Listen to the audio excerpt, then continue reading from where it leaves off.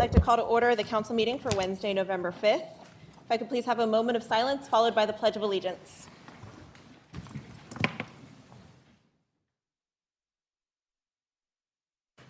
I pledge allegiance to the flag of the United States of America and to the republic for which it stands, one nation, under God, indivisible, with liberty and justice for all.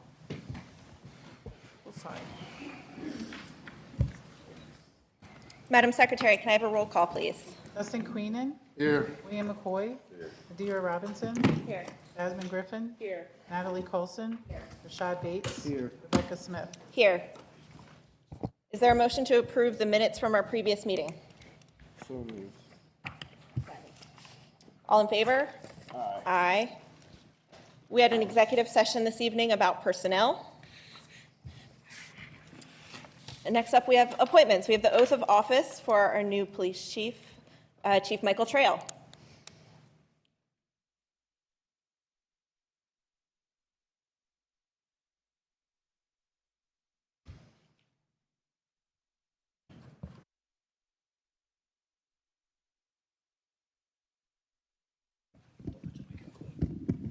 All right, good evening. I'm Judge Hakeem Jones here in Norristown, one of our 3 district judges. There's 2 judges here this evening, but it's only fitting that we as a Norristown group be represented for such an important event in hiring our newest chief of police here in Norristown.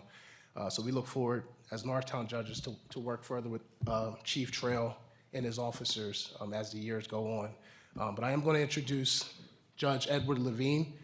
He is the Lansdale Area District Judge and would like to swear in Chief Trail this evening.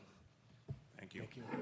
Thank you. I just want to say a couple words really quick about Chief Trail. I have been the judge in Lansdale for 10 years, but I've known Chief Trail before he was ever chief, before he was ever detective, when he was just patrol, and I wasn't even a lawyer. And he has grown and matured and done things for Lansdale that has been amazing. He's a great listener. He's a great teacher. He is patient. He is smart. And he wants to do what's best for the community. And he is here because he deserves to be here, and we're missing him in Lansdale. And a true reflection of how great he's been is all the law enforcement and prosecutions and lawyers and everybody back there behind you who isn't from Norristown, who's here for him because they know how great a job he's going to do for this community. So I'm very proud to swear him in. The check's not that big. Somehow I became a judge, but he is a chief, and I am ready to swear him in. His wife, Grace, here will hold the Bible. And here we go. Sorry, just move over just a little bit, please, like 1 or 2 steps. Not you, Judge. Okay. Repeat after me.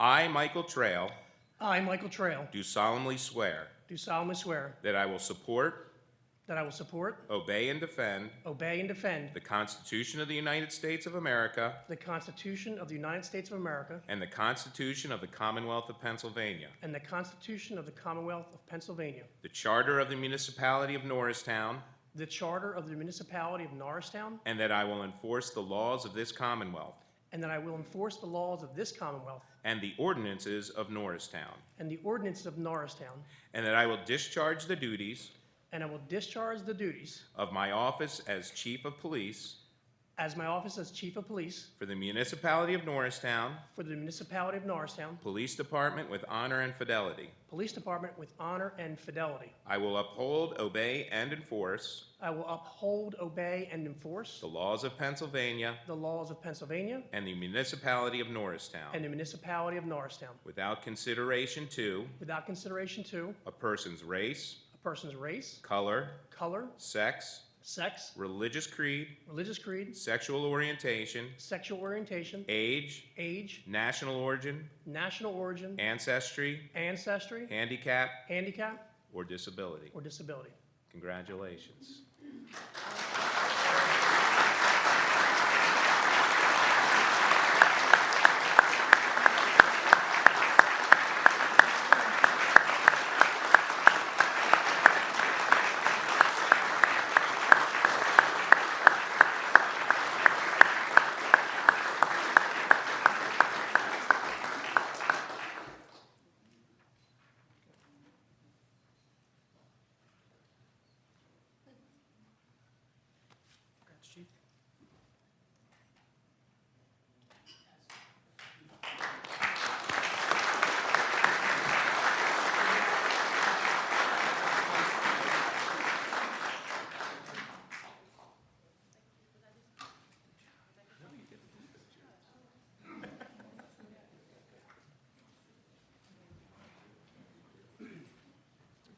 So I would be remiss if I didn't at least acknowledge and thank everyone here for coming out tonight. I want to thank the community. I came here as a stranger. I've been here a month, and I've received nothing but a warm embrace from everybody, from my coworkers. I understand there are challenges here in this community, and I'm here to roll up my sleeves and go to work.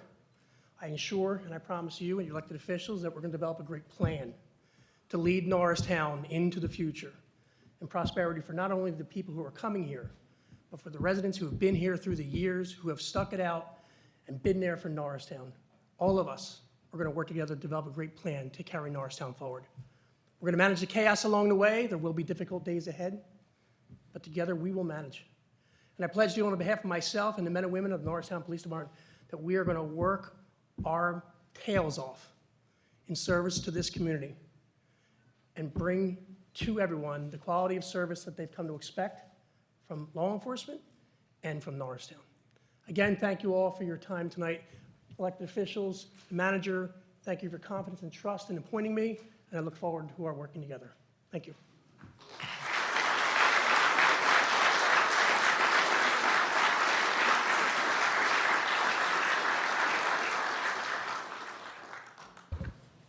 Thank you, Chief. Congratulations. I'm going to wish you safety in your service here, and I'm also looking forward to all of the dedication and integrity I know you'll bring to the role during your tenure. So thank you very much, and congratulations. Give anybody who doesn't want to stay for the rest of our meeting an opportunity to filter out if you would like. And we are going to move up on the agenda this evening the 2 conditional use proposals under Planning and Municipal Development. So we'll let the court reporter get set up as well. All right.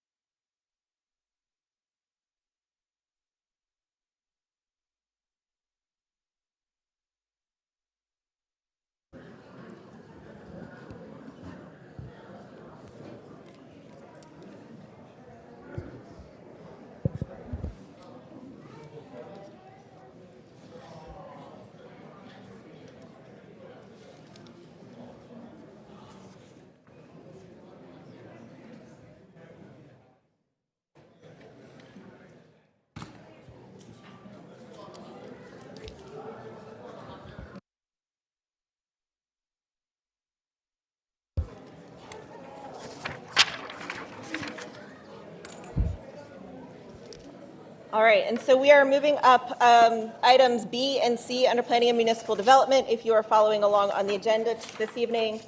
So up first, we have the request for a conditional use master plan approval for the preserve at Stony Creek. I'm going to turn it over to Mr. Hitchens. Thank you, Madam President. Initially, thank you, Madam President, for moving these up on the agenda. Just so everybody's aware, I had requested that these be moved up on the agenda. The reason I made that request is because essentially council is now acting in a different capacity than they normally would as a part of the regular meeting. So for those members of the board who are not familiar, and for those members of the public here who are not familiar, a conditional use hearing process is essentially a zoning hearing process. But rather than going before the zoning hearing board, the applicants have to go before municipal council. So municipal council is now essentially acting in a quasi-judicial role in which they hear an application, they hear evidence, they hear witnesses. We have a court stenographer who's writing down everything that we're saying. This is all a part of the formal requirements under the municipality's planning code. And therefore, because of these additional procedures that are needed, including the stenographer here, to her, in fairness to her, not making her wait all night to go ahead and move forward with these hearings. So at this time, I'm going to open up the first hearing, which is the hearing for the application submitted by Pinnacle Realty Development Company for the master plan approval under section 320-270 of the Norristown Zoning Code for a 68.33 plus or minus acre tract located at 1001 West Sturger Street, Norristown, PA. The master plan proposes to redevelop the property as a mixed-use development to include approximately 423 townhouses 258 apartment units, 69,450 square feet of retail space, 188,600 square feet of industrial office tech space, 42,000 square feet of sports complex and facilities, a 2-acre maintenance yard, an electric substation, and associated roadways and stormwater management improvements.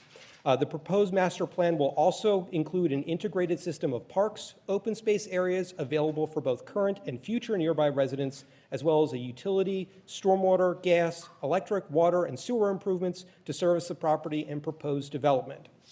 Now, this application, Madam President, was scheduled or at least advertised to be heard tonight. Since the advertisement went out, the applicant's counsel has reached out to our office and has requested this matter be continued to November 18th at 6:30 p.m. The reason for the request for the continuance was the the Montgomery County Planning Commission had issued a review letter. There were some questions on there. There were also some questions by the municipal engineer with regard to the application. So the applicant was preparing some additional documents to be submitted as a part of the application.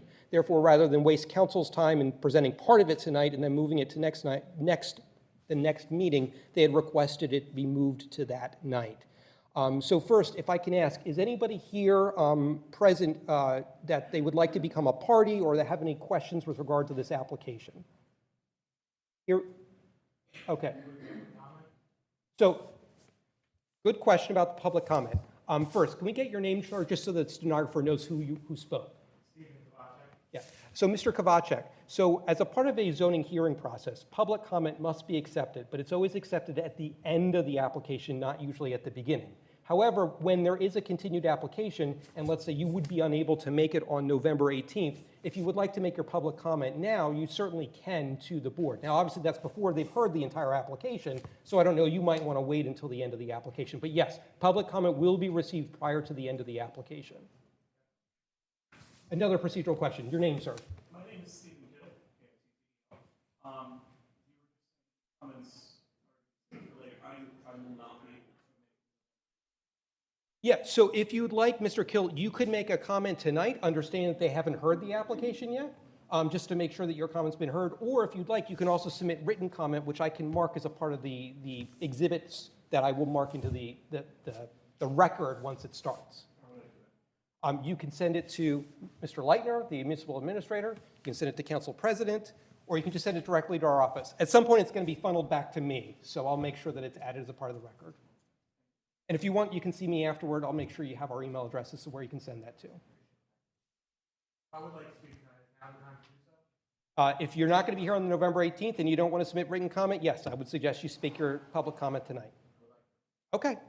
Come up to the mic if that's all right, Madam President.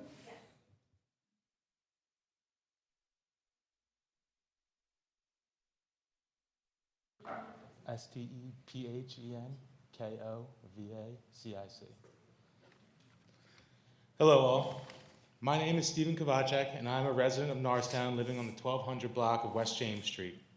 I've come before you tonight to speak out against the proposed redevelopment of the Norristown State Hospital into a new construction neighborhood and retail space. I come before you not as someone who is opposed to change or progress in our town, but as a young individual who chose to put down roots in Norristown in large part due to the quiet, setback neighborhood and access to beautiful green spaces of the Norristown Farm Park and the old State Hospital grounds alike. I have lived in Norristown for just over 2 years now, having moved here from neighboring Conshohocken, where I spent most of my life. Conshohocken has been plagued with massive housing developments for the past decade, and the once family-oriented community has succumbed to transient overcrowding. I sought out a place where I did not have to compete with towering apartment buildings, cookie-cutter homes built on top of one another, and the overconsumption of natural beauty in the name of a bigger tax basis. As an avid outdoorsman, I have participated in the controlled archery deer hunt the farm park provides every year, and have had the privilege to sit in peace in the untouched serenity of the park. I wonder if I will have that same privilege when homes, apartments, and roughly 7 acres of retail space replaces open pastures where native pine and oak trees that predate the very existence of our municipality still stand. Are we so naive to think that this development will not have lasting negative effects on the farm park? It is clear to anyone who lives as close as I do to the State Hospital grounds that the ecosystem relies on the untouched, undeveloped ground to continue to exist.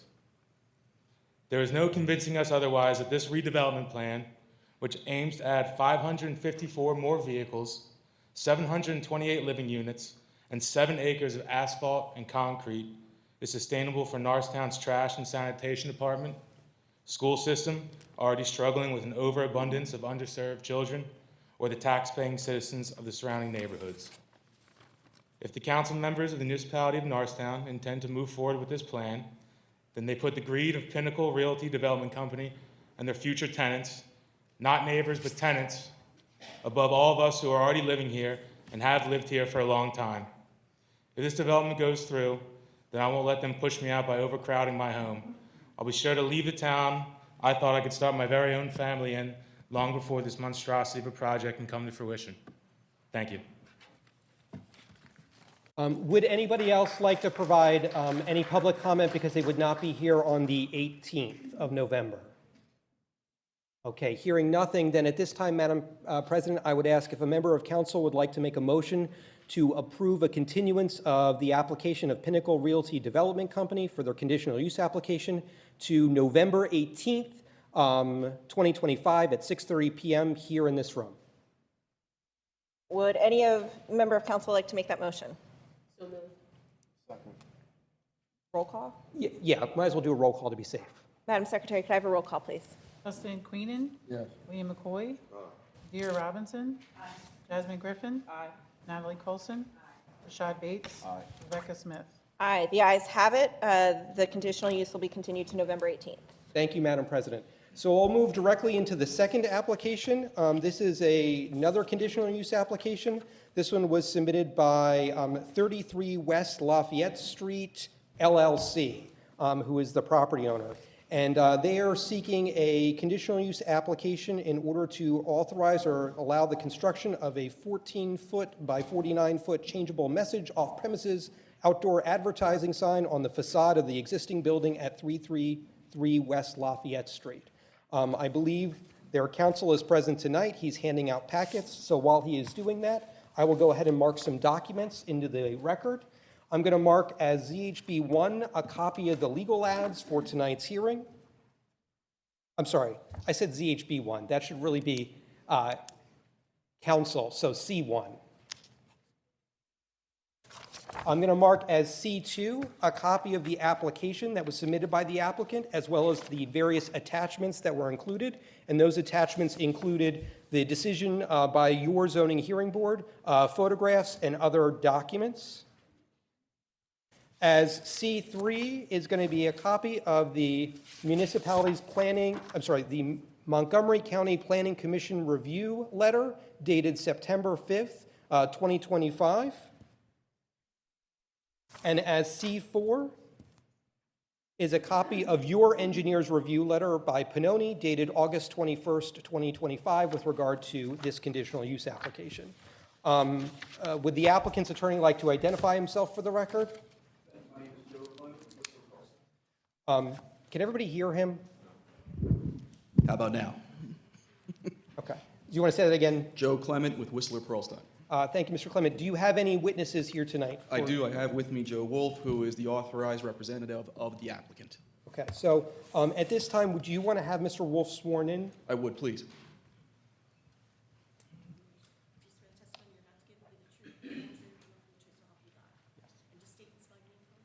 Joseph Wolf, J-O-S-E-P-H-W-O-L-F. Thank you. Okay. And Mr. Clement, you heard me mark C1 through C4. I know you handed up a packet to everybody here. Did you want to mark that as well, or did I cover what you have? I think you've covered it, Mr. Hitchens. I would like to go through a couple of pictures at the end of that packet just so that we can kind of set the stage for the application, if I may. No, fair enough. And so, Madam President, even though this is a legal proceeding, meaning that usually you would call a witness and you'd ask questions of the witness and back and forth, I have found that when in these sorts of situations, it's better for the attorney to basically give a proffer of the entire evidence that would be presented. He can have his client then confirm everything that he said, and then we can immediately turn it over to the counsel to have them ask questions in order to get to the heart of what you may be concerned about. So if you're okay with that, I'll turn it over to Mr. Clement to make a proffer. That would be great. Thank you. Thank you very much. This property is located at 333 West Lafayette Street, and if you would turn to the last couple of pages that I had handed up to you in the packet, we'll go from the last page moving forward. The last page is a picture of the subject property. In the background, it's that kind of off-white colored building. This is looking down from West Main Street down Water Street. The next picture is a picture from Markley Street, looking right across the railroad tracks at the building. Again, it's that large white building with the tall structure as well.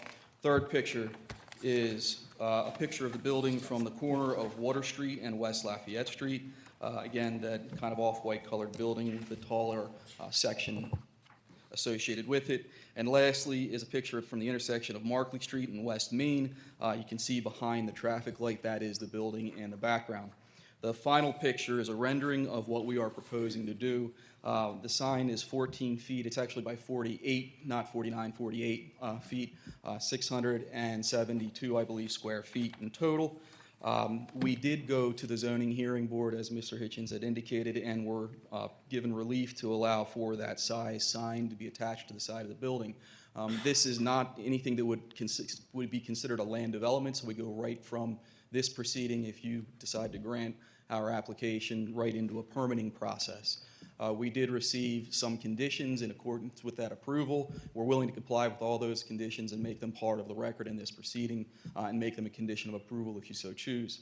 We also did receive the Pannoni review letter and the county's review letter. With respect to the Pannoni review letter, we will comply with all the comments in that letter.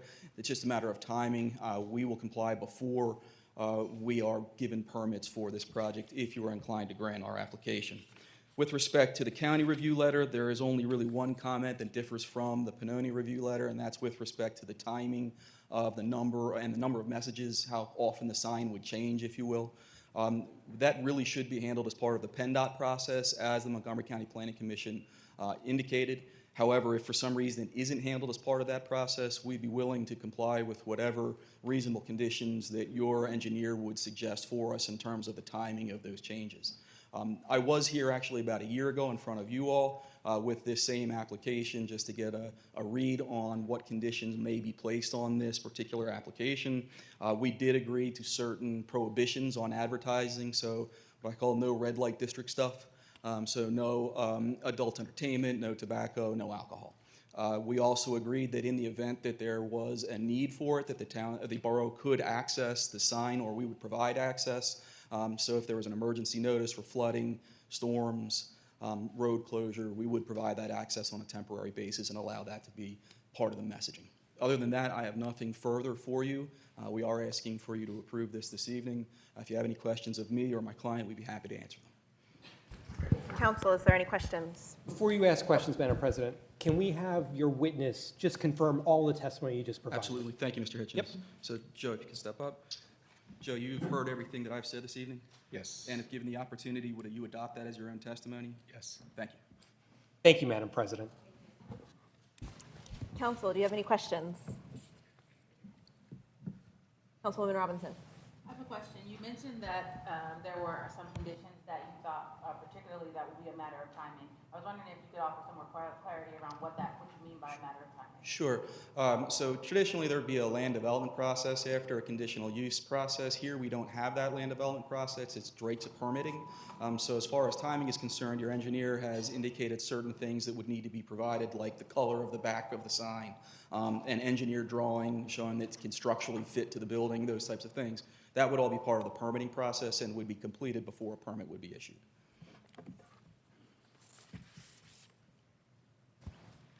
Council, any other questions? If council doesn't have any, do you mind if I ask a few questions, Madam Please. President? So a few questions, Mr. Clement. I did have a chance to review the zoning determination and referencing the conditions. And just as a reminder to council, and I know you said you're going to comply with it anyhow, just to be clear, so there's going to be no adult themed content that's going to be displayed on the sign at any time, right? Correct. And that also means you wouldn't advertise anything that would be in violation of section, 18 PA CSA subsection 5903, which involves obscene and inappropriate materials, right? Yes. Okay. And I believe you had also agreed to the zoning hearing board, you're not going to display any advertising that relates to alcohol, tobacco, or marijuana at any time. Is that correct? Yes. And you already stated before that you're going to allow the municipality to put public service announcements and related announcements on the sign, presumably gratis. You're not Yes. going to charge them to do that. Correct.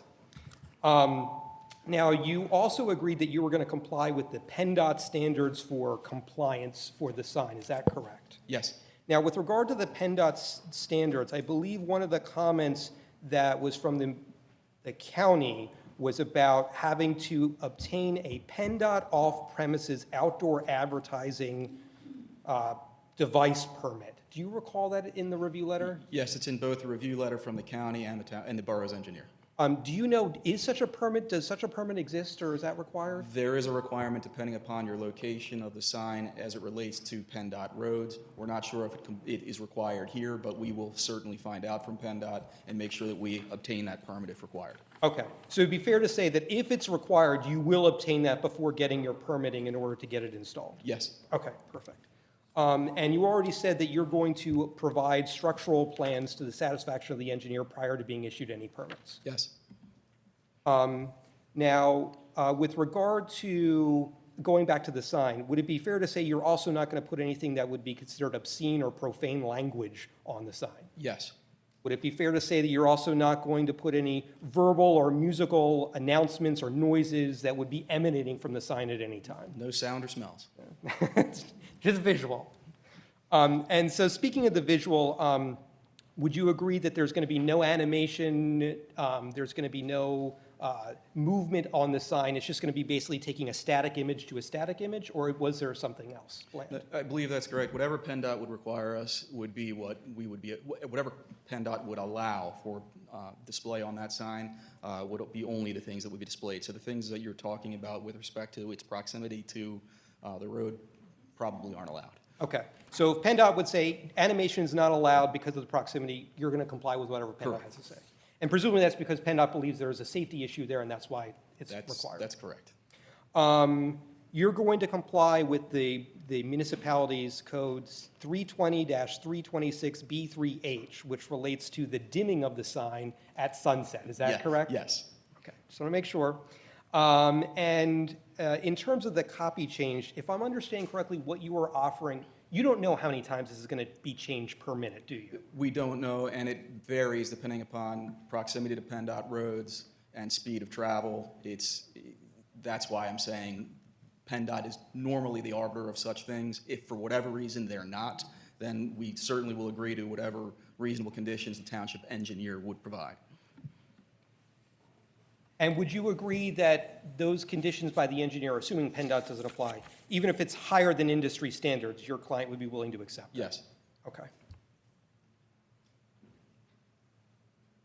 Most likely it would be the other way, lower.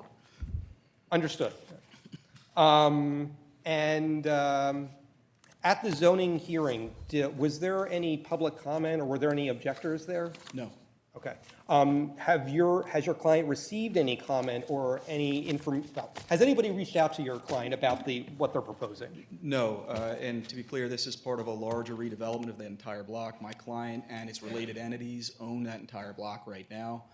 That's bordered by West Lafayette, Water Street, Markley, and I guess that's West Main. So this is part of a larger redevelopment of the entire site. I had no other questions. Thank you, Madam President.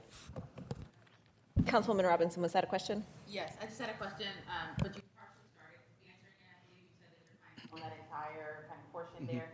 In reference, in our packet, there were two signs. One, the sign that is proposed, and then one, an existing sign. Yes. The existing sign that's standing there, I see that this one is significantly larger. I was just wondering, is the hope to maintain the existing sign and have the new sign, or is one being replaced, one replacing the other? The existing sign is across the street. It's not on my client's property, so that would remain. It's not under the control of my client or its related entities. This sign is set further back. Because it's on that large part of the building. The reason for the size is to have it be seen from the road and not have people, not create a hazardous condition for passerbys. You spoke that this was a part of a larger plan. Is there any context or character that you can give us more about the larger plan? When I think now about two attributing corners now almost being rivals in this signage, and are also hope to develop areas as entrances. I'm definitely interested to know Sure. What is the larger plan? Sure. So you may have heard there's an organization called Shoot 360. That's a basketball organization that's going into this location as well. There are some apartments there currently. Those have been refurbished. There are some storefronts that are on the first floor. We're working through what to do with those in the future. There's also some plans that I can't really talk about right now for the rest of this building that we're talking about, where the sign structure would go. But before we present those to council, we really want to talk with your administrative staff to make sure it's in keeping with what the borough is looking for revitalization. Thank you. And then one more question from me for clarity. Is this a commercial billboard, or is this going to be somehow tied to the business that's going into it? Both. It's both. It's an off-premises sign. Your solicitor will probably at some point have conversations with you about the nomenclature that's in your ordinance today. It's a little confusing, but it truly is a billboard. But in your ordinance, it's referred to as an off-premises changeable electronic messaging sign. But you will be renting it out. People can Yes. rent and put Yes. their messaging Yes. out there. So it's not a sign for the business in the space. Well, it could be. Both. Yeah, it would. Our hope is that it's both. Just to be clear, you don't have to rent it out if you want to put a public service message on it. Correct. Only in the case of emergencies?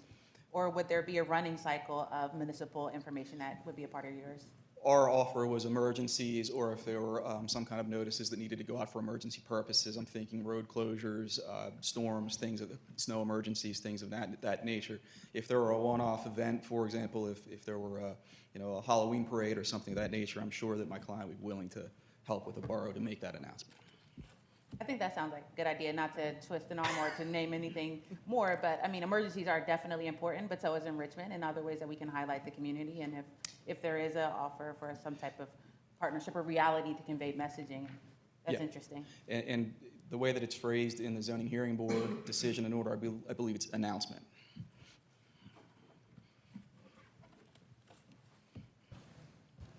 Council, are there any other questions? So if there are no other questions, Madam President, if this time you want to take any, unless there's anything more, Mr. Clement, you want to offer? No, thank you. If you would like to take public comment at this time with regard to this application. Would anybody like to make public comment about this application? If so, please come up to the microphone, give your name and address for the stenographer, and then provide your public comment. My name is Gretchen Stein. I used to live at 249 East Main Street. Coming down West Main Street where the train thing, there is no arm that goes across the sidewalk there.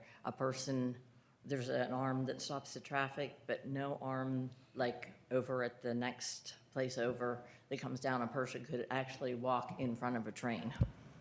Oh, wait, I'm sorry, Ms. Stein, this is just about this conditional use application. Oh, There's okay. going to be a separate time for public comment about all issues. Oh, This okay. is just with regard to this application. Okay, since he was talking about that area. Oh, I just so you- wanted- okay, got it. I just wanted to let you know that there is no arm that comes down. Anybody could walk right into the train. I almost did one day when I had my earphones on. I didn't hear it, and that is a real safety thing. I don't know whether that's SEPTA or whoever is in charge, but there is no arm that comes down. So that's Thank you. definitely dangerous. Are there any other public comments with regard to just this conditional use application? Yes, ma'am. Hi, my name's Lakia Johnson. I'm a resident, and I don't really have a public comment because we don't have the pictures and stuff. It would have been nice to put those up so that the public could see them, so that we could comment based off of the information that you guys have.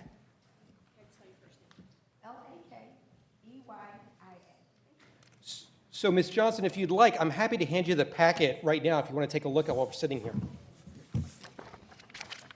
It also looks like they're coming up on the screen. Are there any other public comments with regard to this application? Hearing no other comments, Mr. Clement, is there anything you'd like to say? No, thank you. So at this time, Madam President, I believe this concludes the hearing. With the hearing being closed, council then can decide to do a couple of things. You could adjourn into executive session if you'd like to discuss the application. You could take a vote right now on the application to approve or deny. You can approve with conditions, whatever you'd like to do. Council, is there a motion to approve the conditional use approval for the billboard at 333 West Lafayette Street.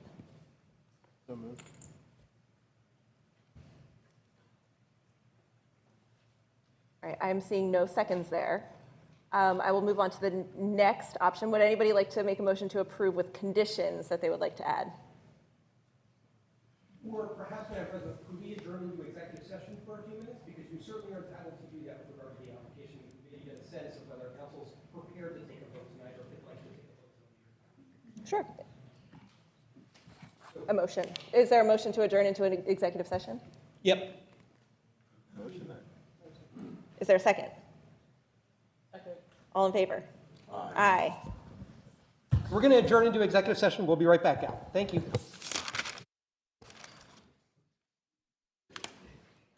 I was going to ask, It who made the was motion? Dustin? Rashad, I thought, and Jasmine. Rashad? Okay, Rashad and Jasmine. Thank you. Yeah, I didn't hear Rashad.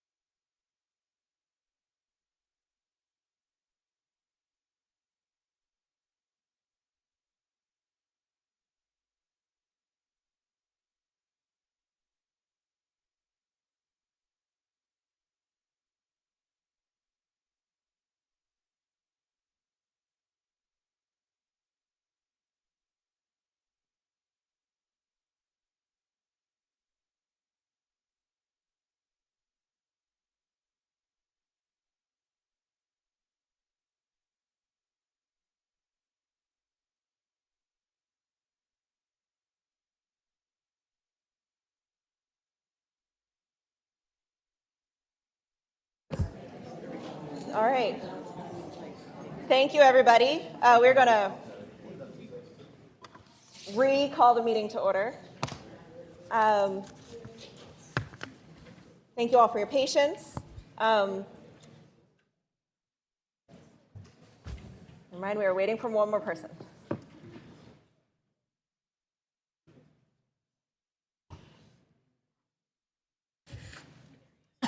All right, we are recalling the meeting to order.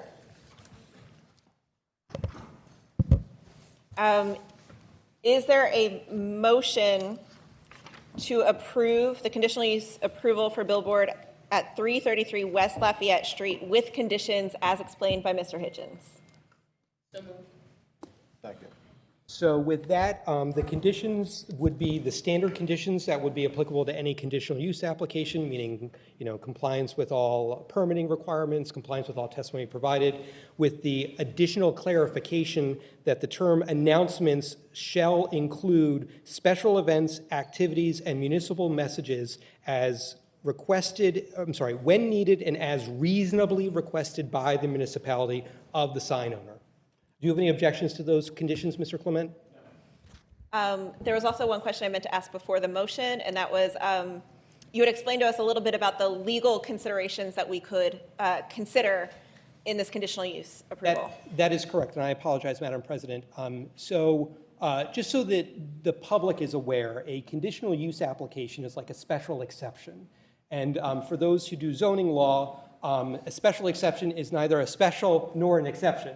What it basically means is that the zoning code allows for this particular type of use, provided that they meet specific additional criteria listed in the ordinance. In this instance, off-premises signage is permitted in your ordinance, provided that it meets certain additional criteria. And if it meets that certain additional criteria, typically you would have an obligation to approve it. In this instance, keep in mind the zoning hearing board granted various variances from the criteria that is required, which means you as a body must abide by those variances granted by the zoning hearing board, meaning even if you don't agree with them, you are stuck with them because that's what the zoning hearing board approved. So in this instance, per my determination, the only things that are left that the applicant would need to prove would be, is this detrimental to the health, safety, or welfare? Is it injurious to the neighboring property owners' enjoyment of their property? And will it impede development of other property? And I'm sure Mr. Clement, if you asked him, he would say that he proved that it will not do any of those three things. Thank you, Mr. Hitchens. There was a motion and a second, so at this time, Madam Secretary, I will ask for a roll call. Justin Queenan? Aye. William McCoy? Madeira Robinson? Aye. Jasmine Griffin? Natalie Colson? Rashad Bates? Aye. Rebecca Smith? Aye, the ayes have it. The conditional use is approved. Thank you. Thank you, Madam President. Before you leave, Mr. Clement, so I don't typically do the day after letter. You're okay with that, right? We'll go ahead and draft a formal decision in order with that, but in the meantime, you can go ahead and work with the municipality with regard to any permitting, obviously subject to the conditions that you have already agreed to. Thank you. Thank you. Up next, we have a presentation on the Lafayette Street Trail Gateway Master Plan.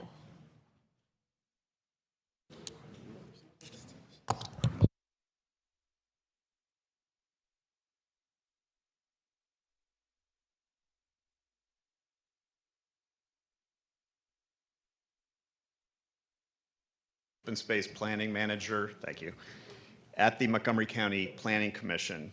I'm joined tonight by my colleague Ella Miramontes, a principal planner with the Planning Commission, and two members of our consultant team from SALT Design Studio, Sarah Peveroff-Shu, a landscape architect and founding principal at SALT, and Katrina Rogas, a landscape architecture at the same firm. First of all, I'd like to thank you for having us this evening to give a brief overview of an exciting project that Montgomery County initiated earlier this year, known as the Lafayette Street Trail Gateway Master Plan. And Sarah and Katrina will get into the details of where they are in that process in just a few minutes. I'm just providing you with a brief overview up front here.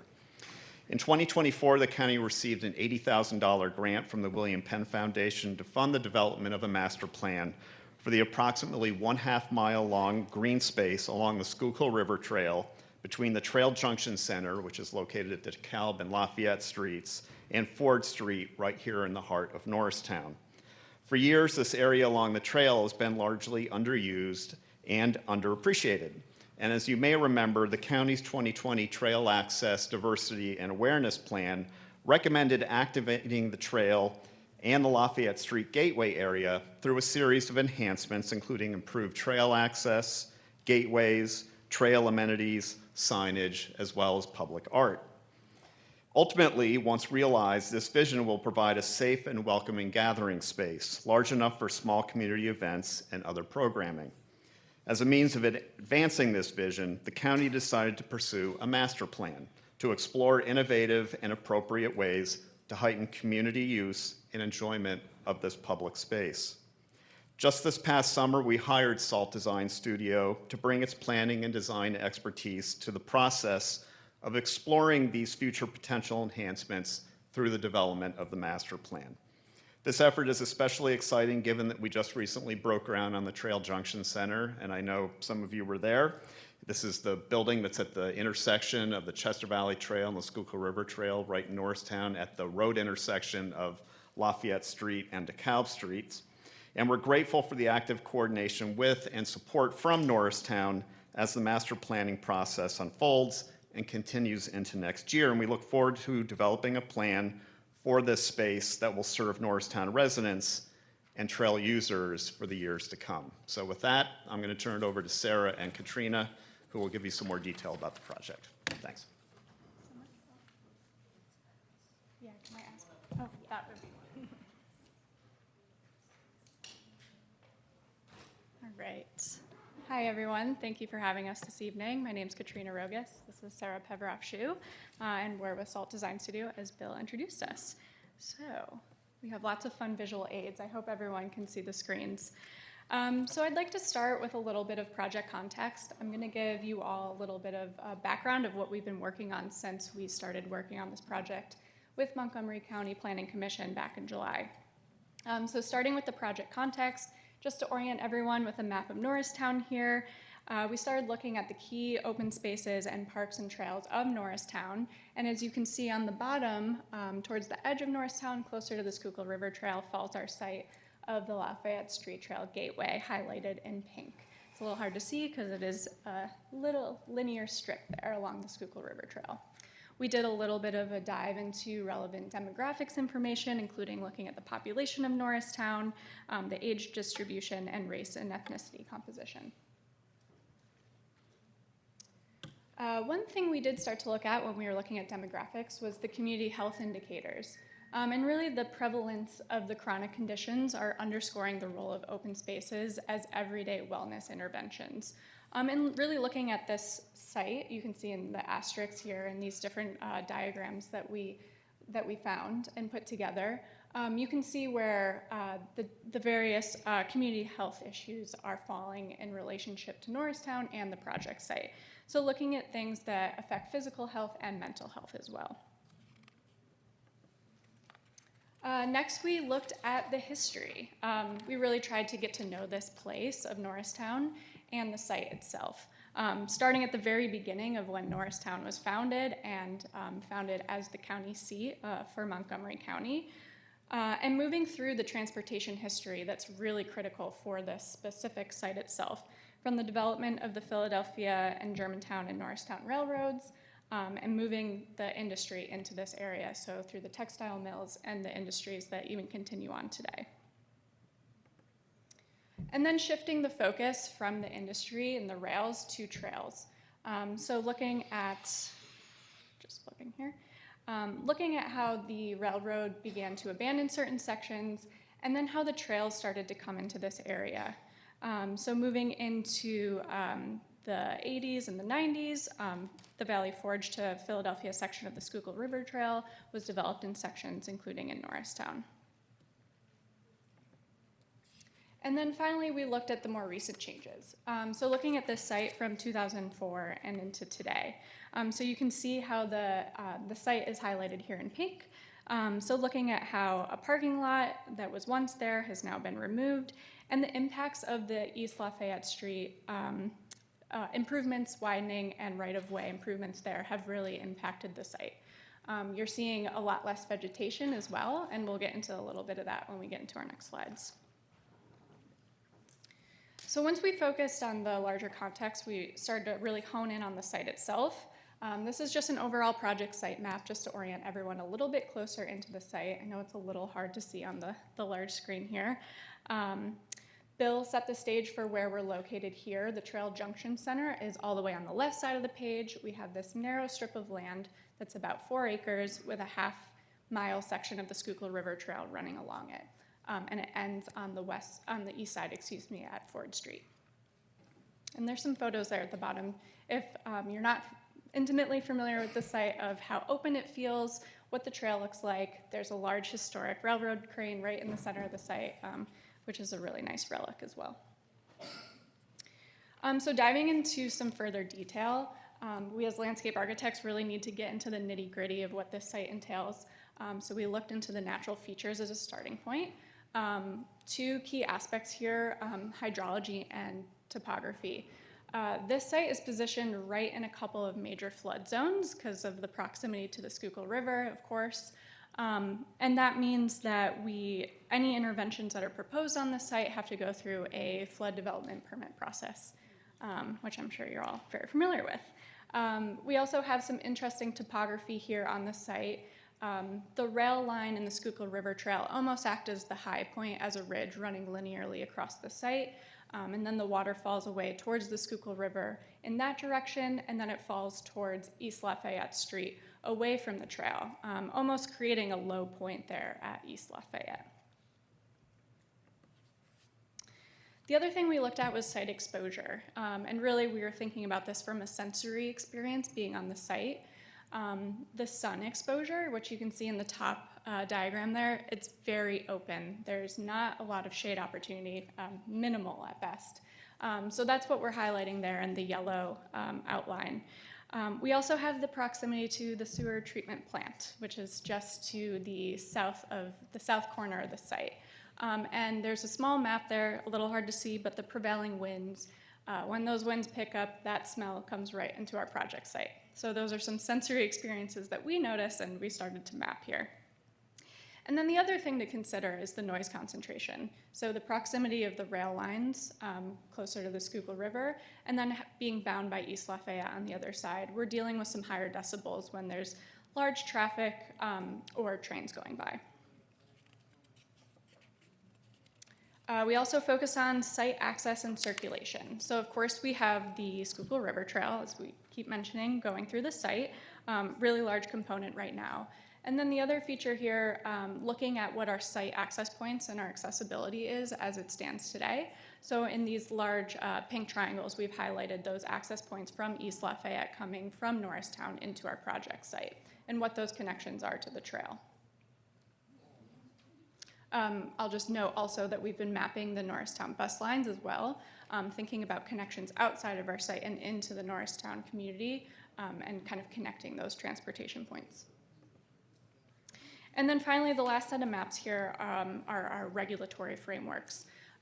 So the one key point of this site that makes it very unique is that we have these large PICO overhead transmission poles and lines.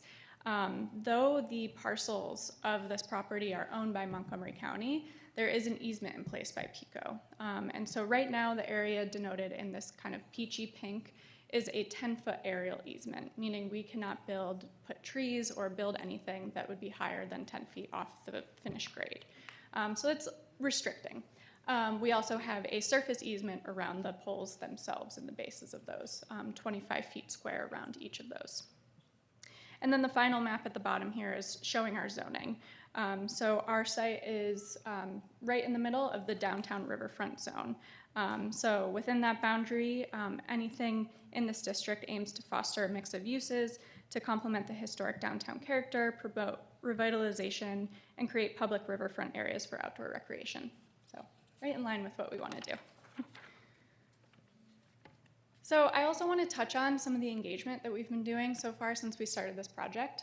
Our first foray into the community for this project specifically was for Norristown National Night Out back in early August. We tabled with our partners at Montgomery County Planning Commission, and we had just started the process, so we just asked the big question, what do you think that this place should look like? We got a lot of great feedback, a lot of good interaction. We had coloring pages for the kids. It was the first place that we heard about exercise and fitness equipment and providing spaces for all generations, so seniors and children alike. We also heard a lot about shade, people using the trail, wanting it to be more comfortable, and a lot of things about safety, and not only traffic safety, but just being on that site itself. Other things that were brought up were seating, more public art, maybe concessions or refreshments, things that would draw people into this area and use the trail from Norristown. Uh-oh, there we go. And then the other piece of engagement that we've been doing over the past couple of months were some key stakeholder interviews. So we had the opportunity to meet one-on-one with small focus groups, both from Montgomery County, so various departments such as the Planning Commission. We met with the Parks, Trails, and Historic Sites, and also the Public Health and Traffic Safety departments. And then we did have an interview with some staff from Norristown, the Municipality of Norristown as well, excuse me. And then finally, we concluded our large group of interviews with a in-person open house actually here in Norristown with the business and organization community. So we had a good turnout of folks that came out, and we did the same. You're seeing some slides here from what we did online with folks with a virtual sticky note and interview process. And then we did the same process in person with the Norristown business community back at the end of October. Okay, a couple more slides here. So we just wanted to put forth some of the site program opportunities that we've been thinking about already for the site based on the engagement we've done and the studies we've been working on for the site and the community context analysis. So things like gateway and trailhead enhancements, trail amenities and furnishings, multilingual wayfinding and welcoming signage, more public art, open areas, lawn or other for flexible programming, improved circulation and connections, and multi-generational fitness. And then finally, we'd like to share some design precedents. This is always the fun part of getting into the design process. Starting to think about what we could pull ideas from other things that we've seen, different projects out there. So we're looking at things like different types of trails. Can we bring in pedestrian trails to coexist with the bike trail that's there, play with materials for those two trails?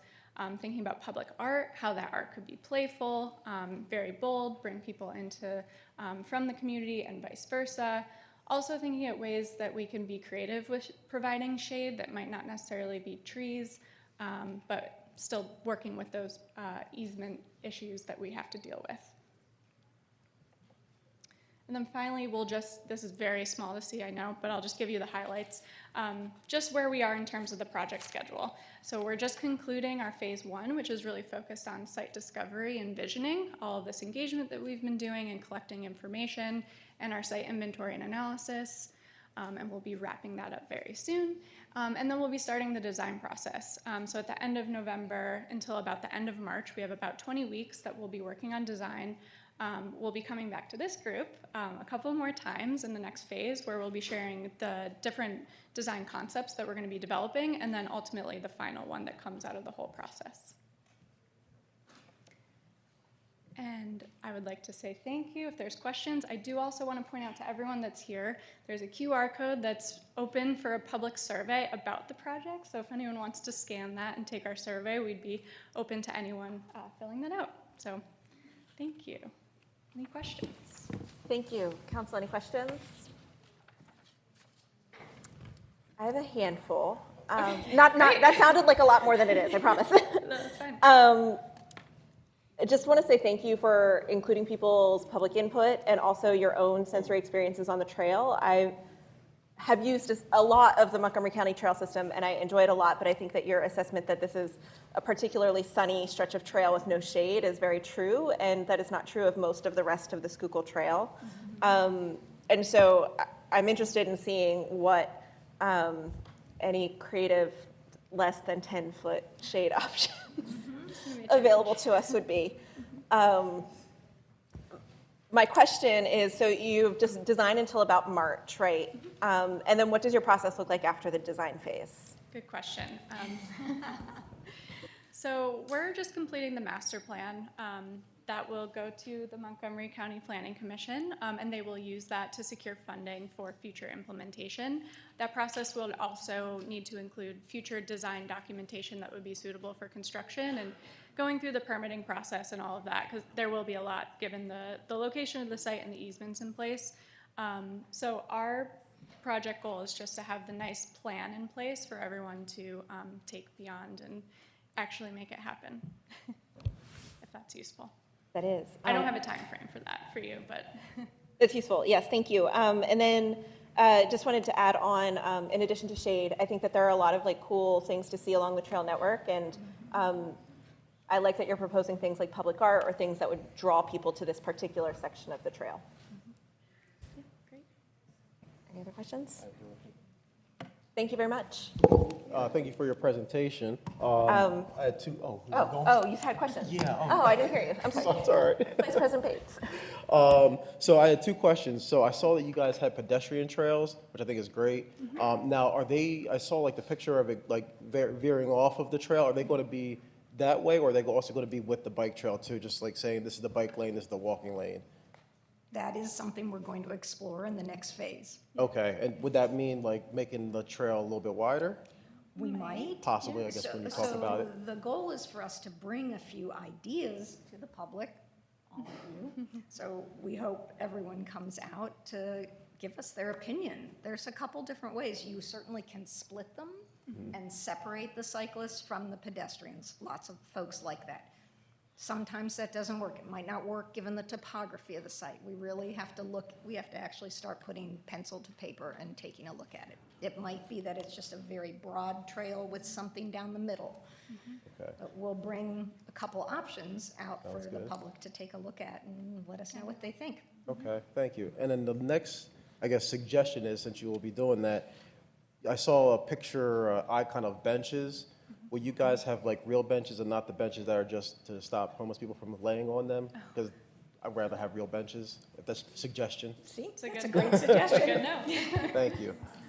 We're going to be looking for integrated design, so design of furnishings that hit multiple targets. Can we find a bench that maybe has shading incorporated into it, right? Something like that. I think we have to be really smart and strategic about everything that lands on that site.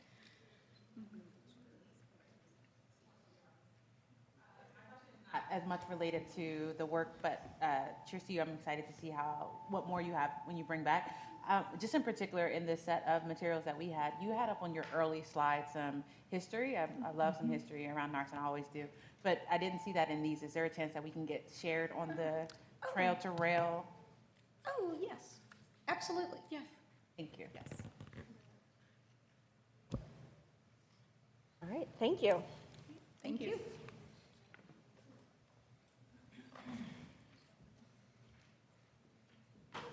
All right, next up we have a presentation by MM Partners.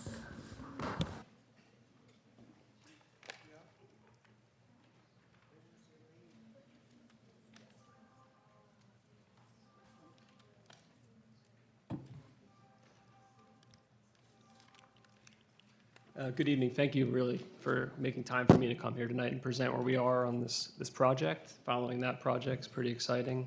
The trail is going to be a phenomenal addition and ties in nicely to DeKalb where our project is. So I figured if it's okay with you all, I'd run through a quick update on where we are and how we get this thing in the ground, and then you can ask any questions you like of me, and we can go from there, if that sounds okay. Okay, great, thank you. So I think, the first thing that we want to just make clear is, we're committed to Norristown. We've got a ton of capital invested into this project and others in Norristown, in planning and design and permitting and other pre-development activities.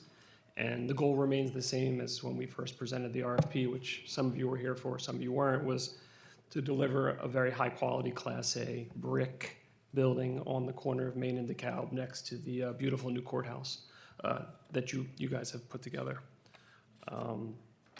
So I think a key thing that we want to really address is this has taken longer than we all had hoped, and there's context as to why. So I wanted to sort of run through this. A lot of this you hear in the news, but Our business is very predicated on borrowing capital, and from March 2022 to July 2023, we saw interest rates rise faster than at any time in history, from 0% to 5.5%, which, as we all know, has triggered massive inflation.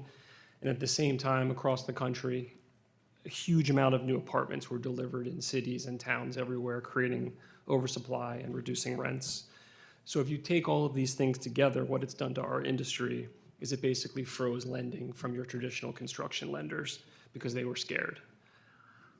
And although they stopped raising rates in 2023, we're still feeling the effects today. Most of your traditional lenders are on the sidelines, starting to ease back into the market. You're starting to see the large supply of units drop and be absorbed. And what this did was it stretched timelines out on projects that had not broken ground yet, like we're seeing here today. Fast forward to today, things are starting to improve. Some lenders are back in the market, they're funding deals. And because during this time period we continue to push the plans and push our approvals, we're at a place where we can take advantage of the market reopening and move to start this project. So where we are is the plans are complete, they're permit ready. Our financing is lined up. We have a senior lender. We have C-PACE financing, which is environmentally friendly financing that's subordinate to your senior. We've got equity financing lined up, and then Norristown, you all did a phenomenal job of lining up a RACB grant. And so we have a few pieces to sort out to make this project happen, namely, is it possible to get alerta and the potential for a proposed take-back mortgage on the purchase price.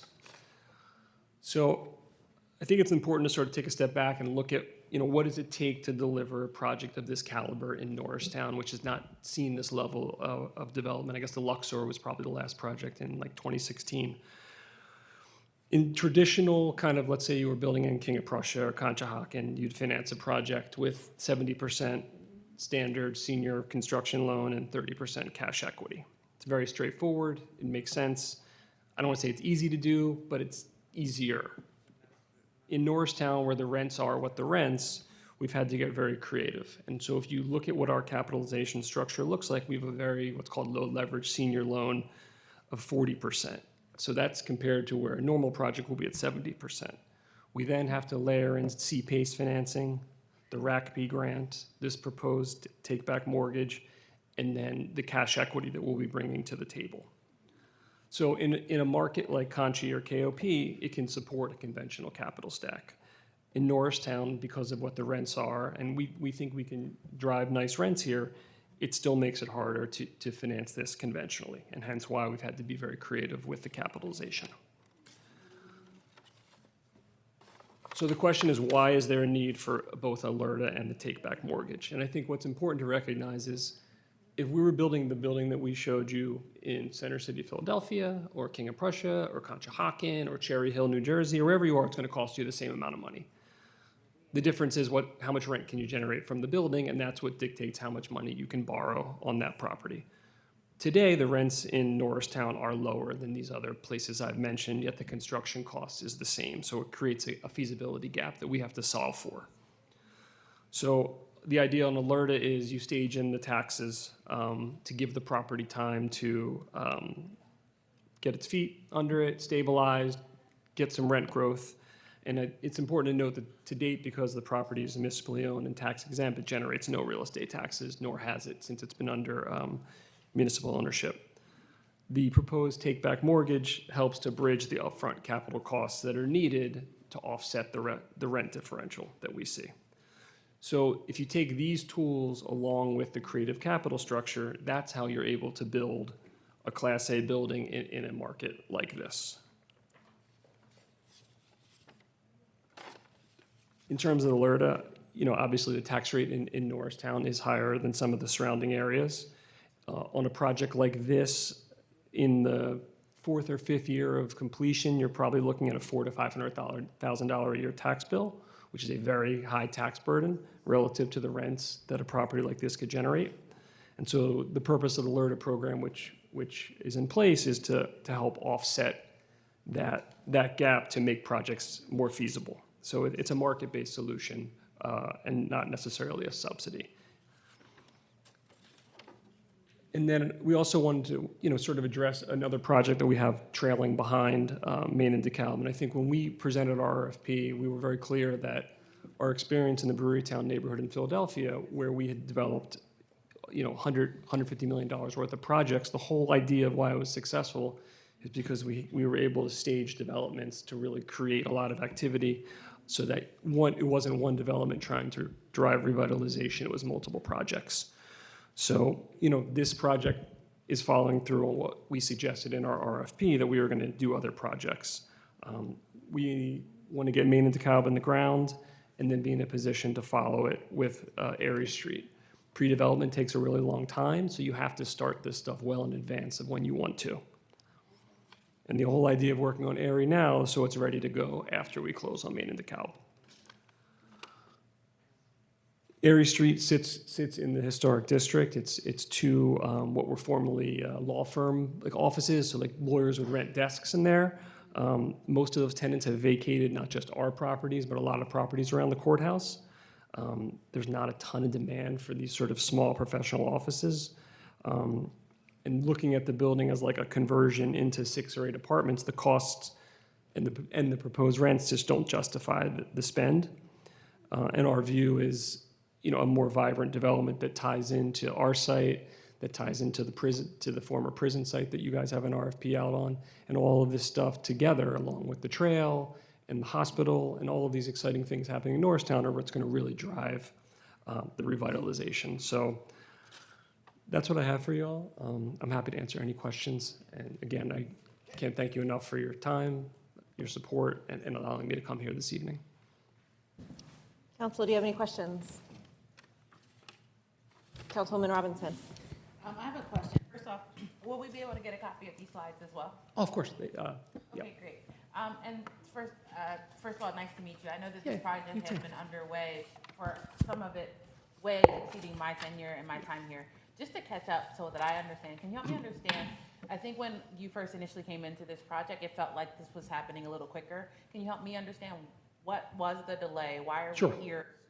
Yep, absolutely. Starting talking about not starting. Yep, absolutely. It's a great question. So I think if you, and again, I'll put this up, obviously we can talk through it.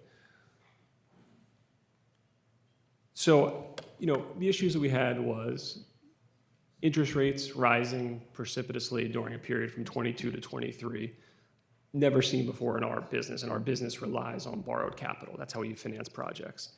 And so most lenders stopped lending because the rates got so high the projects didn't make sense. Because you were paying such a high interest burden, it was hard to make the quote-unquote numbers work.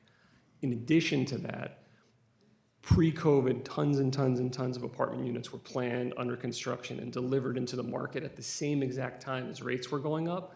And so lenders got scared that there was oversupply, rates were too high, and they basically shut the spigot off for financing.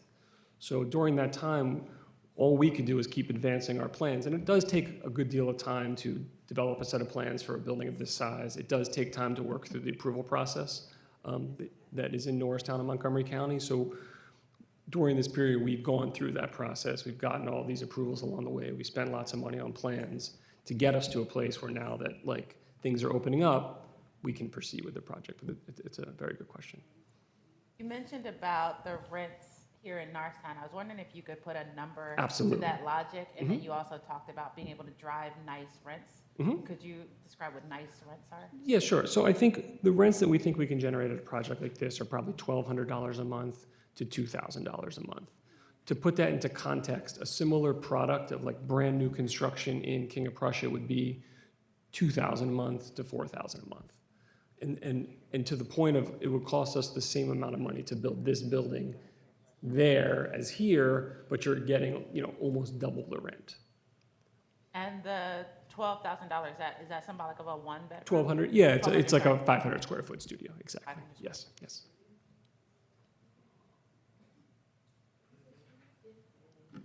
I don't want to take up too much time from my other council members. I did just have an additional question. Sure. You talked about the LRTA, and this is, I enjoy the discussion of development. I really do. I really do think a lot about what it is to take Norristown to the next level.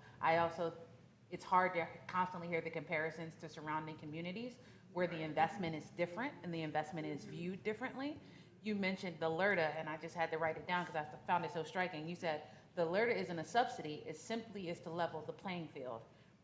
It doesn't feel like the field is as much level on our end, where it seems like the investment is staked on us making sure that you do well, and we are just here if we get to stay here. I'm trying to understand, and maybe there's a concept in development that I'm missing. What levels the playing field for us? What adds value back to this community without destroying the integrity of who we already are and currently are, and not sell us a dream of who we could be, but takes value in who we are and sees value in building that up. I also just want to preface this by saying we know that these systems are set up and constructed in such a way that communities like Norristown, we take a lot of hit, we take a lot of brunt. We see a lot of disinvestment and vacancies left and right to more affluent areas that then drain us. And then the hope for the calling is to come in, drain us a little bit more with the hope of a better day. Can you just help me understand Absolutely. why this is different? Yeah, I think that's a great question. So I'm going to answer your question with taking a step back. So in the mid-90s, the city of Philadelphia, which is hard to believe today, had a real problem with people not living downtown and leaving downtown Philadelphia to move to the suburbs. And the city of Philadelphia passed a real estate tax abatement, so effectively a LRTA, to encourage new development for folks to stay in downtown or to move downtown. At the time, I interned at the Commerce Department and worked on this legislation and really got to understand it in and out, because I was doing research of other cities and making policy recommendations and this and that. It was a wildly successful program that has made downtown Philadelphia what it is now. And it was a 10-year tax abatement where you were paying based on basically the land value that was there. And the view of the policy was, if you get folks to be downtown, yes, you're not maximizing the real estate tax on that property, but you wouldn't get that developed anyway. But you got people moving downtown, spending money, generating sales tax, making your downtown more vibrant, more livable, and more people wanting to be there. In addition, it was an incentive for the private sector to come in and invest dollars when they thought it was a risky investment, because dollars want to go invest where they see the least risk. And in order to incent behavior, you have to provide, if it's a place where they're not going to go, you have to sort of, quote unquote, level the playing field or give them incentives to make these investments that do have benefit to not just the person investing the capital. The idea here is, today the property generates zero taxes. It's municipally owned, it's vacant land. You develop the site, and the way a LRTA would be set up is it's sort of stepped in over a 5-year period, but day one, taxes are going to get paid on the existing assessed value. So there's incremental income day one that is not there today, and then it's stepping up to a meaningful 6-figure number within 5 years that would deliver to the coffers of the county, Norristown, and the school district. I think the challenge with the tax without it is it renders a project like this impossible to finance, because if the tax bill is $500,000 a year versus $150,000, a lender looks at how much cash flow a project has, and that's what they determine what they can lend on it. And the cost to build this is the cost to build it. And if you can't get the lender to where you need them, you just simply can't build the project. So I think, to answer your question about the benefit, the benefit is, at a very micro level, there's tax revenue being generated that today is zero. Secondarily, it's helping the continued revitalization of downtown Norristown. This is a vacant lot. It sits next to the courthouse project, which is a major project. In addition, it's going to bring more folks downtown who are going to shop in the businesses and become part of the community. You liken this to the time of your internship or not internship, maybe I'm saying that terminology wrong, but the time that you were with the Philadelphia when they introduced the LARPA for the downtown. Were parallel the same issues like we're facing today, the issue of the unhoused, the lack of attainable or affordable housing? Were any of these parallels relevant there during that timeline when you saw this work? I think the main impetus was really the city had tons of vacant office buildings and vacant lots sitting, not doing anything for the city. And I think they wanted to generate people moving there. I think, things like affordability and the unhoused has always been an issue in cities, and it's certainly an issue in Philadelphia, and I get that it's an issue here. But I think for Philadelphia, it was in a really dark place in the late 80s early 90s, and they needed to do things that were going to redevelop the core of the city with the view that if the core is strong, then it branches out into the neighborhoods, and subsequent mayors after that really made an effort to focus on the neighborhoods after the core of the city was, healthy and vibrant.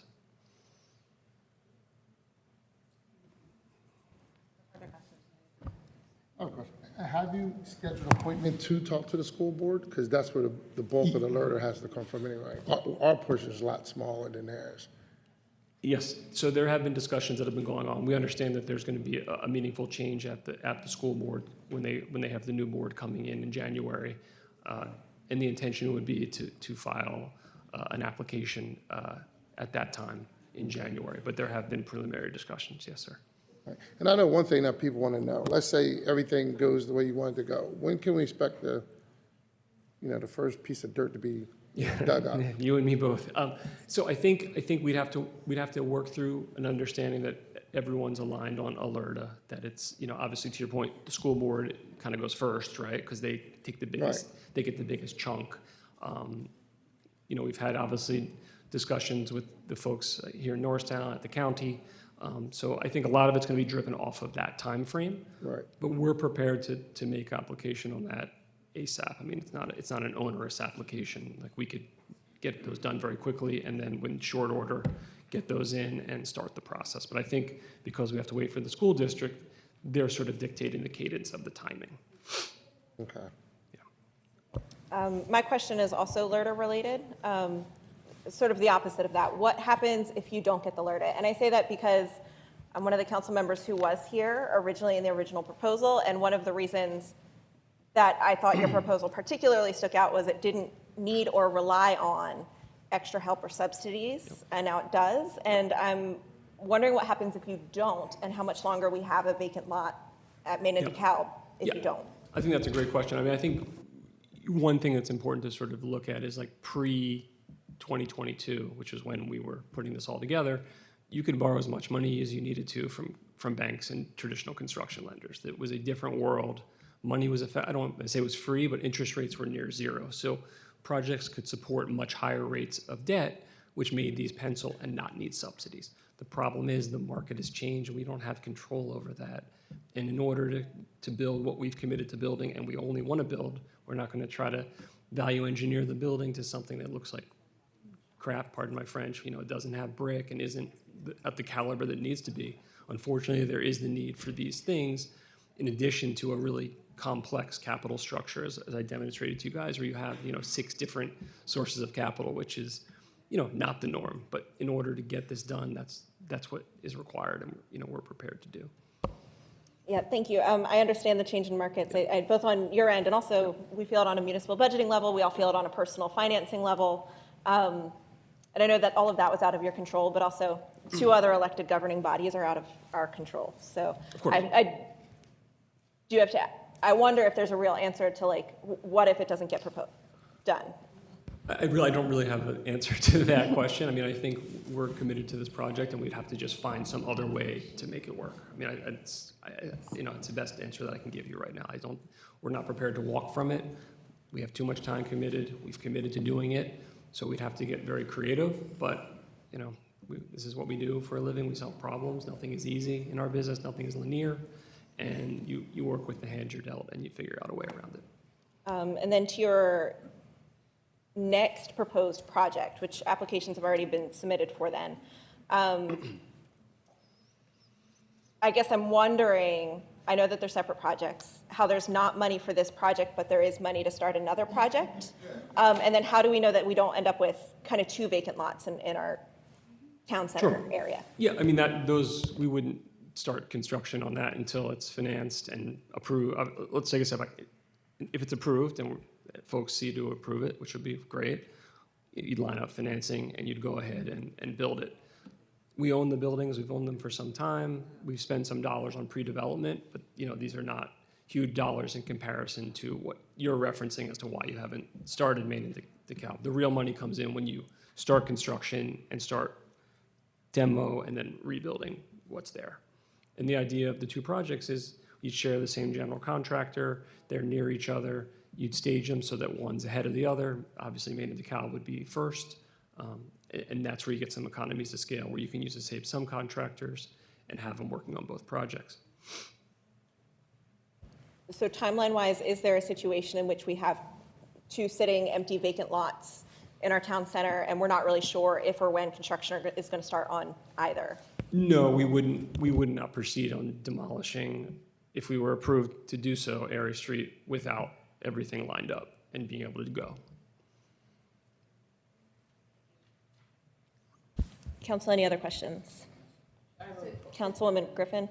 Yeah, I have a question, and it is in response to President Smith's question regarding, I believe it was Airy Street. So you're saying that you wouldn't start doing anything, so we wouldn't have a vacant lot, but you just said that you're working on it at the exact same time. My question is, like they asked, with the LRTA, if you don't get the LRTA, because it sounds like you need the LRTA, do you actually have actual detailed next steps of what you're going to do to ensure we don't have a vacant lot? Or do you have nothing right now? Which project are you referencing? So on both, because have you, So what have Airy you, what have you Street's not a done to vacant touch, lot. what have you done to about Airy Street? Because you said you got started on Airy Street. What exactly have you done So simultaneously, Yep. because you said you were simultaneously working? So in our business, there's something called pre-development. And Right. pre-development could be years before you put a shovel in the ground. It takes a Right. really long time to get approvals. This is in a HARB district, so all we've done is start the process of HARB, a special exception for the zoning. The buildings are there. There's no vacant lot. They're existing. Nothing will get torn down until you're through the entire process. Okay. So whereas Maine and DeKalb is full set of plans, full approvals, ability to pick up a building permit based on the plans of where they are. So it's two different. Maine and DeKalb is much further advanced than Airy Street. The idea is you advance Airy Street so that you can start construction here, get on your way, and then 4, 6, 7 months later, you're starting on the other one. Okay, I guess my concern is the same, is that if it seems like if you can't get the LRTA, you're gonna have a financial issue with completing the project. I just wanna know, do you have an understanding of what you would need to do in the event that you don't get the LRTA? So I think the issue is anyone's gonna have a LRTA issue on a project of this type, in this location, of this scale. I think a couple things could happen that could lessen the blow. As interest rates continue to go down, which the Fed's lowered twice, and they're indicating they're continuing to lower rates, that enables you to borrow additional capital, which could help offset the need for the project to have the LRTA as large as we're talking about. I think the other thing is looking at the assessor and, how would they look at this project? How would they assess it when it's done? Do they think it's worth this, or do they think it's worth that? And what does that tax bill look like? We've had some independent analysis done of what they think the tax bill will be, but that's a third-party firm that does that kind of work.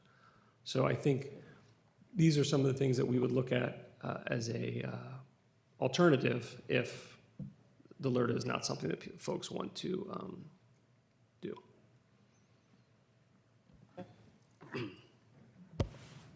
Councilwoman Coulson? I just have a I would like to see Maine and DeKalb completed before you started the Airy Street project, just to guarantee that it would be done in a timely fashion, and you have everything you need to complete it.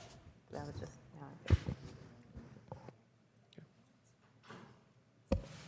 Council, any other questions?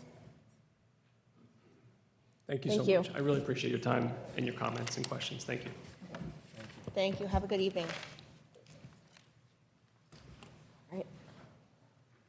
Next up, we have announcements.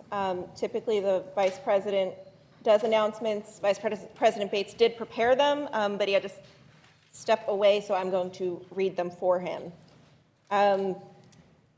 On Thursday, November 6th at 5 p.m., the Montgomery County Norristown Public Library is holding a teen how-to clothing repair and upcycling event from 5 to 7 p.m. Learn creative ways to make your clothes last longer and learn how to repair and upcycle your clothes.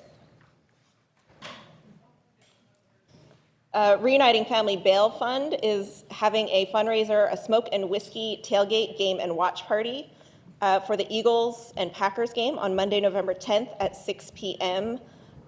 Tickets are available at bit.ly/SmokeandWhiskeyEagles 2025.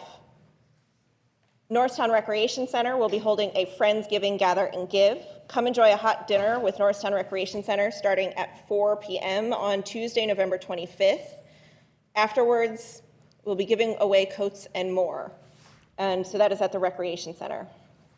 Council, does anybody else have any announcements? Councilwoman Coulson? I actually have two announcements. So one, I would like to congratulate the Norristown Middle School boys football team on an undefeated season. I had a chance to see them play. Well, I had a chance to see them play on Monday, and wow, they really are incredible. They are, so I just want to congratulate the parents. I want to congratulate the coaches. I want to congratulate the players. They really did an awesome job this year. So I think everyone, it's worth noting that they really did an awesome job this year. So congratulations to them. And also, I am hosting a town hall meeting next Wednesday at the Legion from 6 to 7:30. So I invite all of you to come. We will have a variety of speakers there, from Chief Trail to Representative Greg Scott. Also, we will also have code enforcement and other department heads in the house as well. So please join me. Council, any other announcements? All right, next up we have response to public comment from our last meeting. Mr. Leitner. Thank you, Madam President. The only response or question we had was about the parking. I asked Kevin to pull this up for the parking enforcement zones. In particular, the question was asked about Basin Street. If you can click on the enforcement document zone there.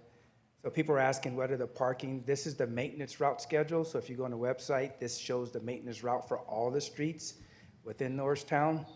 And Basin Street is listed on here in a few different areas, page 4 and a couple others. So if you go through here, you will find when your street has maintenance. The other response to that is when does parking, or other question was, when does parking enforcement start? Enforcement, they follow the signs that are there. So parking enforcement starts at 0800, 8 o'clock, for those who understand 08, but it's 8 a.m. Now, there is, along Basin Street, there are some other areas where parking is 24/7. But what Chief Trull and I and the parking enforcement are going to do, we're going to look at that to make sure that we clarify all of that and that it's all placed on the website for people to understand what's going on.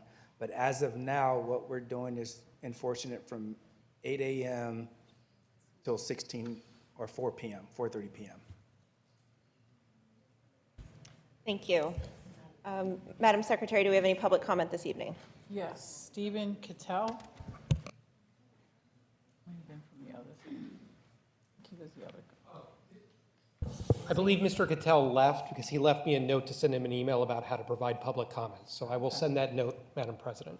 Okay, thanks. Cynthia Colbreth.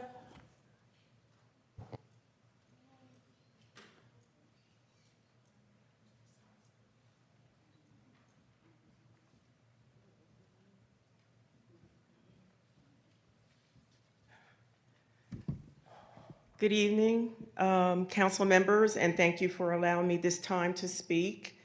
I'm here I come tonight before you with a heartfelt pride to make a proposal to rename the Norristown Band Shelter in honor of Jimmy Smith and to establish a Norristown Walk of Fame. Jimmy Smith was a legendary jazz musician whose most gifted and world-renowned sons of Norristown, PA, where his soul-stirring Hammond organ sound forever transformed the landscape of music, not just here at home, but across the world. Jimmy Smith was not a local musician, he was a global icon. Born right here in Norristown, Jimmy's extraordinary music talent became the foundation of what we now know as jazz fusion, a sound that bridged generations, genres, and cultures. His fluence reached beyond jazz, touching rock, soul, R&B, and even hip hop.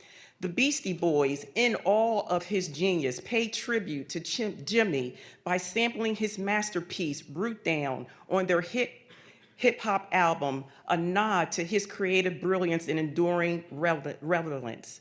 And when Michael Jackson, the king of pop, wanted a sound of sophistication and soul for his Bad album, he called on none other than our very own Jimmy Smith.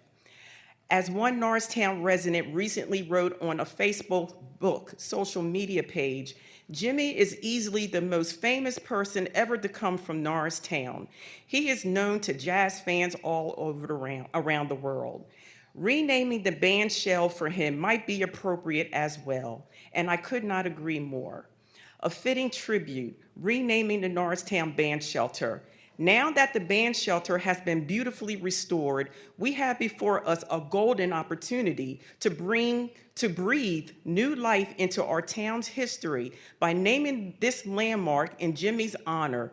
Let us officially designate it as the Jimmy Smith Memorial Band Shelter. This would not only preserve Jimmy's legacy, but also inspire young musicians who dream of greatness, reminding them that genius can come from right here in Norristown.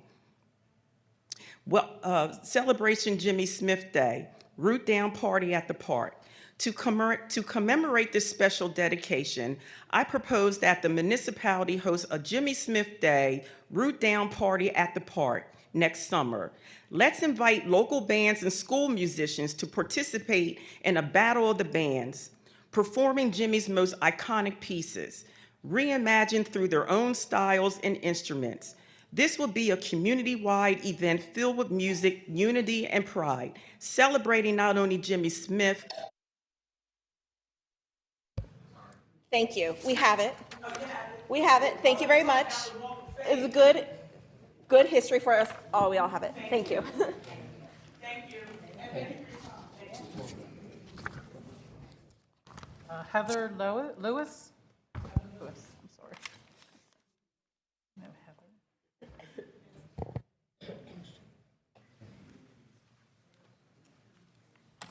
Good evening. Ms. Colbreth, ditto. I think that's a great idea. I'm going to speak really, really quickly because I have a lot of things I need to cover. Trunk or Treat was a huge success.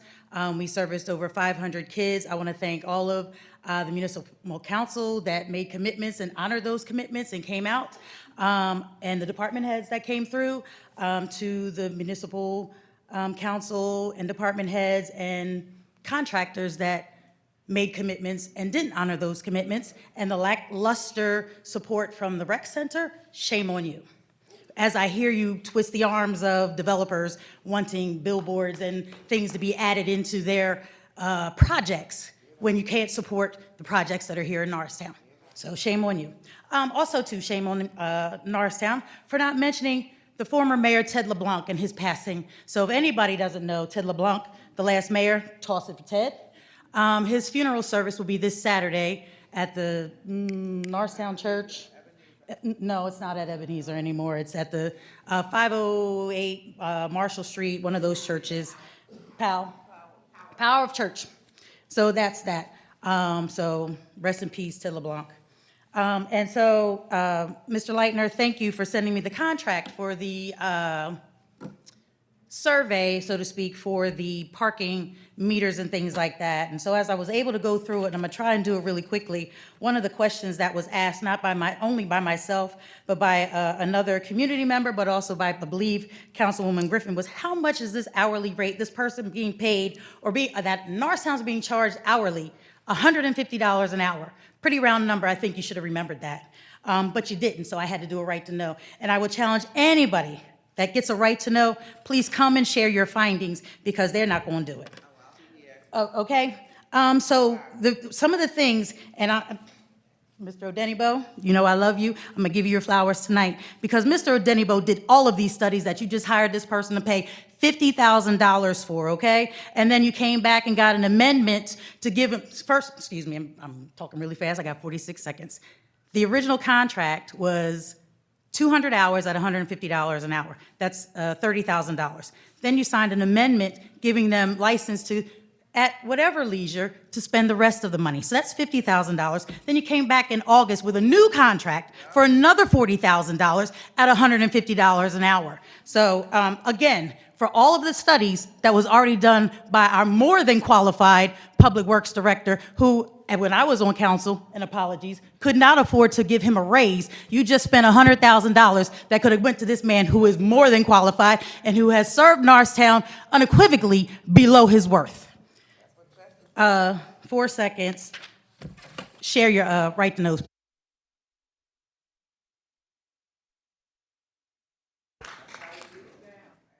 Jim Catagnis.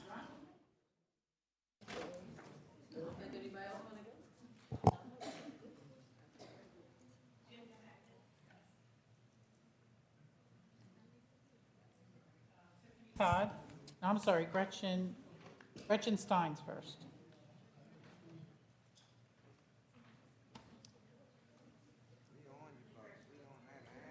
Oh, no Gretchen either? No. Tiffany Todd?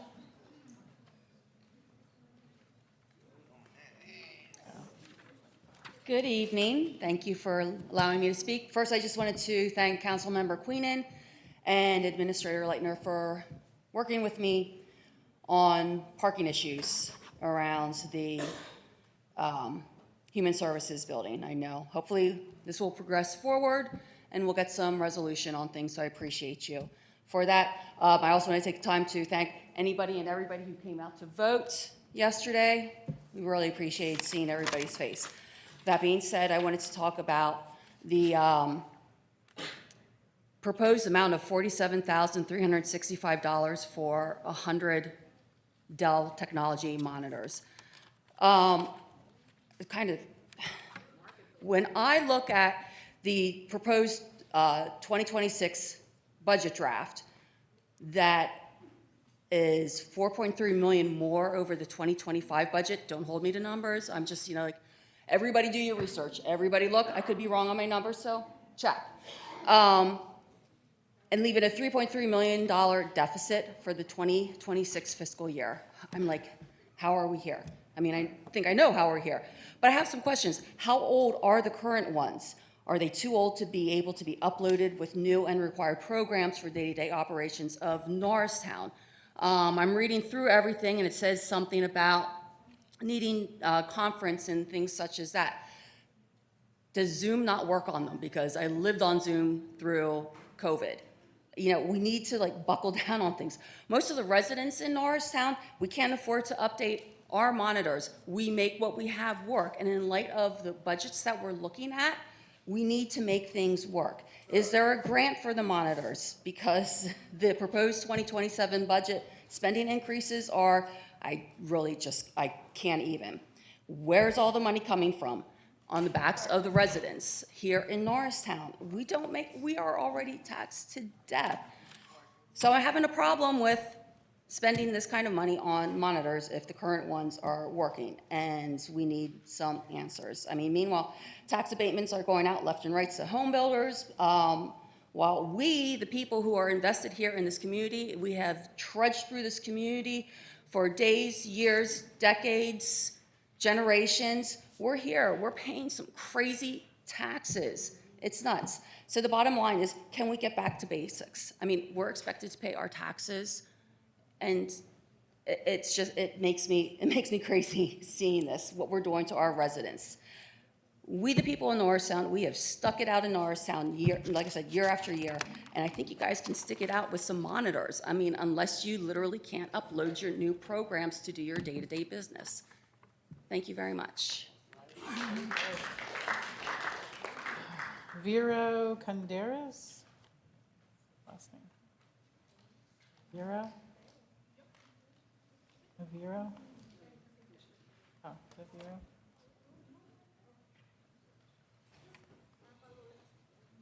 She needs a translator, it says. There she comes.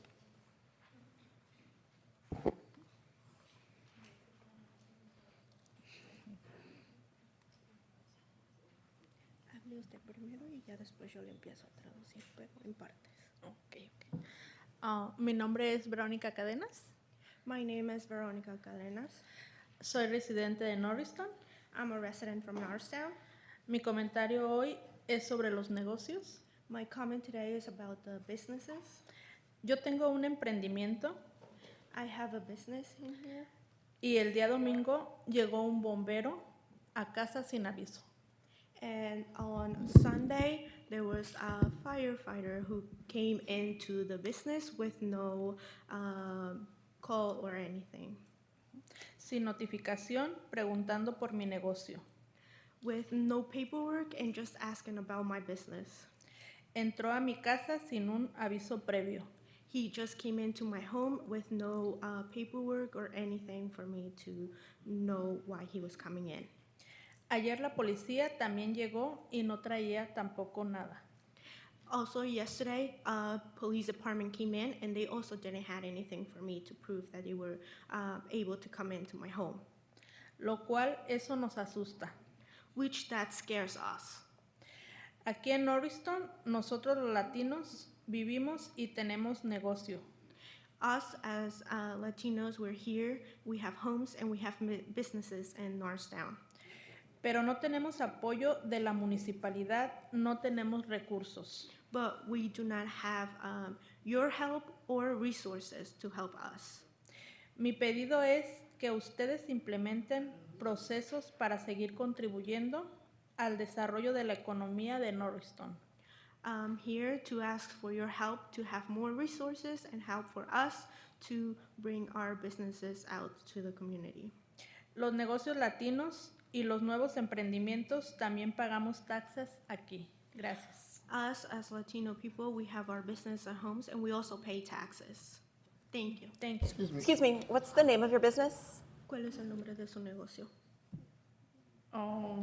Es carnitas michoacanas. It's pork. It's a type of food from Michoacán. Thank you. Espere. Right? El negocio está en su casa. Yeah. Okay. And what questions were they asking? You saying he just came in and started answering questions, correct? Le preguntaron a usted preguntas específicas o solo quisieron entrar a su casa. Traían un supuesto reporte, pero no me presentaron como un... They apparently had a report, but they never showed her any paperwork or anything that they were able to come into her house without. To a business, okay. Is her business in her home? ¿El negocio está en su casa o tiene un negocio afuera de su casa? En casa. It's in her home. Okay, Denise? Weirdo? Her? Oh. Denise? How do you spell her? Oh, I don't know. Kaderis? I don't know what the... Hi, Bureau. good evening. My name is Denise. I'm working in Norristown. Okay, yes, it's a follow-up from the person who, Veronica. So I'm part of the Norristown Latino Business Coalition. She's a member of us. And what happened is that our municipality usually have some program for businesses. But since I was here for 3 years working with the Norristown Latino Coalition, we don't have any support from you guys. Actually, even Norristown Chambers of Commerce have more support than we receive, and we help them to get all the paperwork that they need for new entrepreneurs. Businesses as a whole, all Marshall Street get our support, and we don't have enough money, to afford staff. We help them from out of our hearts. So, and I know that when the firefighters come, when the police officers come to their business, they don't have a good connection or relationship because the language barrier. So she get the firefighter because somebody contact them maybe, but they are not showing any notice, any paperwork, so it's hard. And even hard for me because I don't know what happened. I asked her to come and let you know what's going on. It's not just the first time, it's many other businesses have the same situation. They have their business and their houses, they are working and getting all the proper license and permits and everything, but seeing we don't have any good process here in the municipality. When they come here, we just have one bilingual person in code enforcement, but that's it. So we have the small assistance center that we have, and that person comes twice a week, 2 hours a week, and a place is like really hiding in Norristown. So we don't have that support. That was the reason they're confused. Also, you see ISIS all over the place. You see the firefighters. You see the police department come to my house. I'm not going to open my door. I know, my business always they are closed. If you go to Marshall Street, you have to know and say, hey, I need to buy food because we don't know if you're ICE or no. So this is in these times it's harder for the business. And also, my other thing is how if you have any plan, any program, anything, they're going to support the business because our Latino business. I think I can say all the business in Norristown are in crisis because of ICE is every day here in our towns. So I asking you guys to support us, support our organizations that support businesses, because I know people is going to say, talk to Norristown Chambers of Commerce. We don't have a relationship with them. I'm sorry, but we cannot connect them yet after 3 years. So that's it. So that's my intervention today. Support businesses, please. Mr. Will McCoy, our business, our district. I have a question Thank you, for Denise. Denise, has anybody ever said they will offer a translator when he came out? Okay. Okay.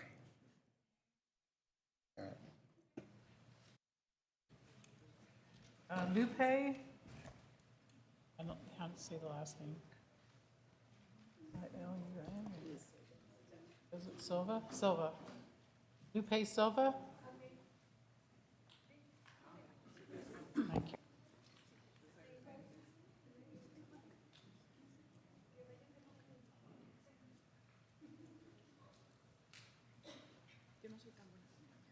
¿Puede venir ella si queréis?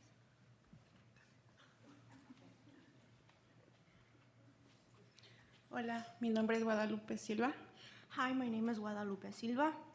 Yo estoy aquí representando a todas las madres que estamos pasando toda esta situación que nos separa nuestras familias y nos dejan sufriendo con nuestros hijos. I'm here in representation of all the mothers, Latino mothers who are fearing for their sons and their family who are being separated and what's going on in the situation right now. Necesito que nos ayuden, por favor, porque se supone que este país nos ayudan y nos apoyan. Tenemos hijos ciudadanos, los cuales sufren por toda esta situación y es injusto que uno como padre no pueda hacer nada, verlos sufrir y temer a la policía ahora también. And I'm here to ask you for guide and to offer help to us because it's not fair that we have legal children here, but us, since we're not legal, we can't help them and not help them not be fear or have fear towards police officers because ICE is in town and they are afraid of even talking to someone to get help. Uno como padre quiere lo mejor para ellos y es terrible toda esta situación, no estamos haciéndole daño a nadie, solamente venimos a trabajar, venimos a sacar a nuestra familia adelante. Entiendo las situaciones que están tomando ustedes, hay gente mala, ok, lo entiendo, pero nosotros que solo venimos a buscar el futuro para nuestros hijos, nuestra familia. I do know there's bad people in the community, but not all of us are bad. We're just here to work, to provide for our families, and we are here because we have understood that U.S. is to help people who live here. We don't want to be in fear, and we don't want our children to be in fear either. Se supone que ustedes como policías están para protegernos y ahora todos temo llamarles por cualquier situación porque yo no sé cómo van a reaccionar ustedes, si en verdad nos van a apoyar o solamente lo dicen por decirlo. Necesitamos que nos apoyen. And we shouldn't be afraid for asking you for help or to ask the police department for help because you guys are here to protect us, to help us, to guide us, and you guys should show that to us, to show us your support, to show us that you're here for us and to protect us. Ayúdenos cómo explicarle a nuestros hijos que ustedes que nos están protegiendo de todo no nos ayudan con esta situación. Ayúdenos cómo explicarle a nuestros hijos el temor que tienen, que mi hija va a la escuela y regresa escondiéndose de las patrullas por temor a todo lo que está pasando con migración. Es injusto, ustedes son padres también y tienen hijos y estarían pensando lo mismo que nosotros. I'm here to ask you guys to guide us how to explain to our kids to not be fear of a police officer or if they see a police car, to not hide. because how do I explain to my kids that they shouldn't be hiding if they are on their way to school or home and they see a police officer or a police car? Gracias. Thank you. Isabel, just says Isabel.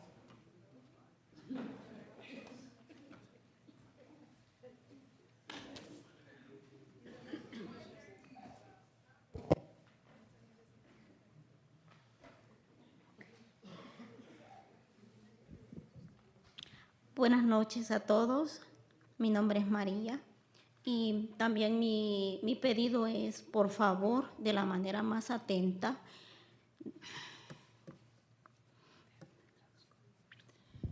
Good evening, everyone. Thank you for having me. My name is Maria, and I'm going to try to make this concise.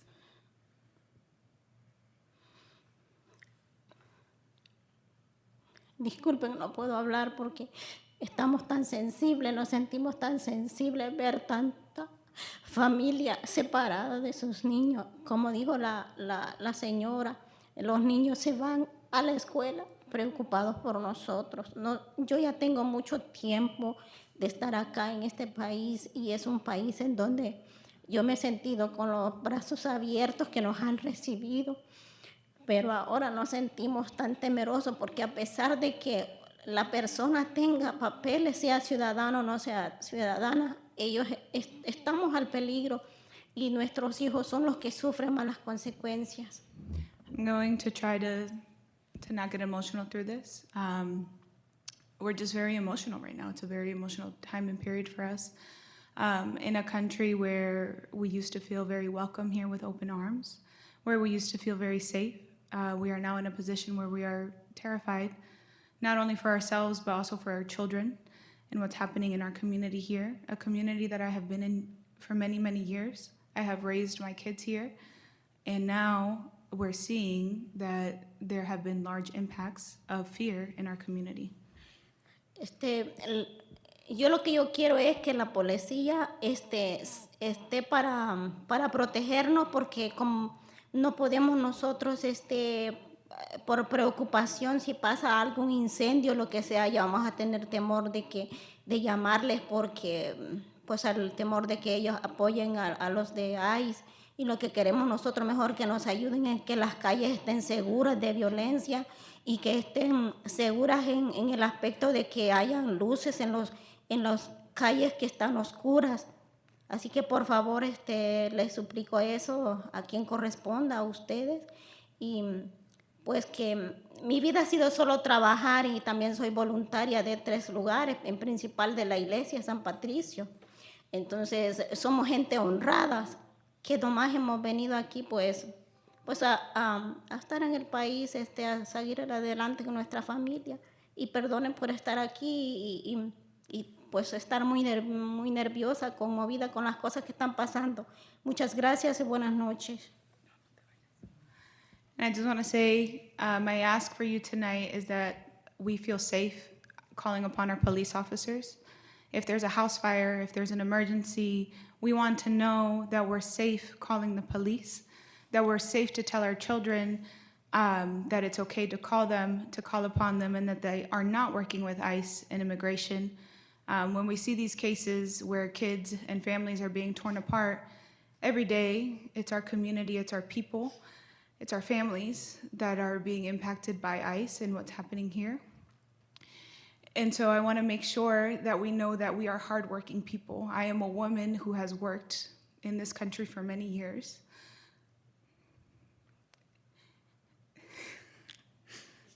And it's just difficult to see them criminalizing us and making us out to be like we deserve what's happening to us.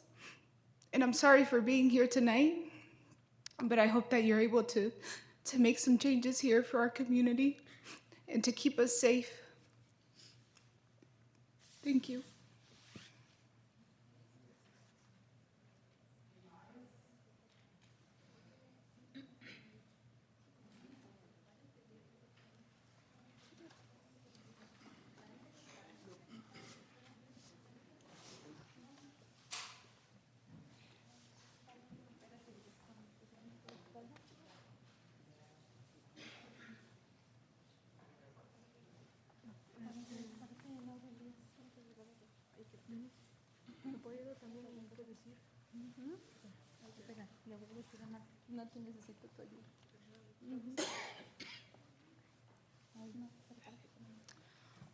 Hello.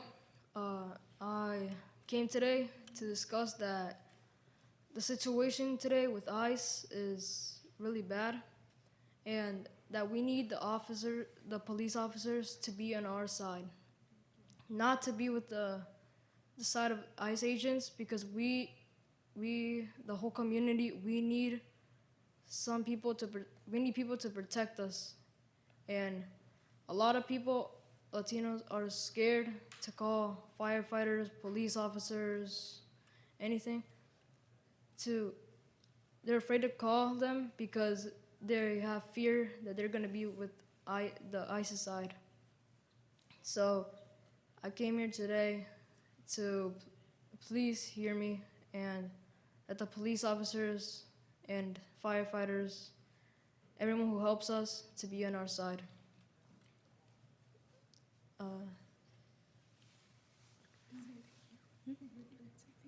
Okay, thank you.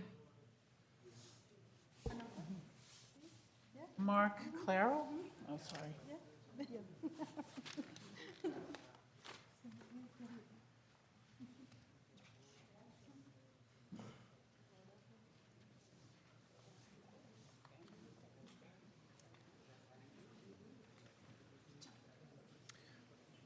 Good evening, I'm Mark Clark. I'm the Executive Director for Montco SAC. I know some of you up there. Some of you I have not met. We are a nonprofit senior center located at Erie and George Street. I'm here tonight representing the hundreds of seniors, their caregivers, their families who come to our center every week, and the ones that are going to be coming in the decades to come. These are your constituents, your neighbors, and possibly your family members. We've been at our location for 40 years. Our building was built in 1950, and it needs help. We've been around for 60 years. We started right here in Norristown. We are part of the fabric of the community. The neighbors, they come in to the thrift shop, they support us. And as a nonprofit organization, I know some of you represent nonprofits, you understand that diversified income streams are important and capital funds are very important.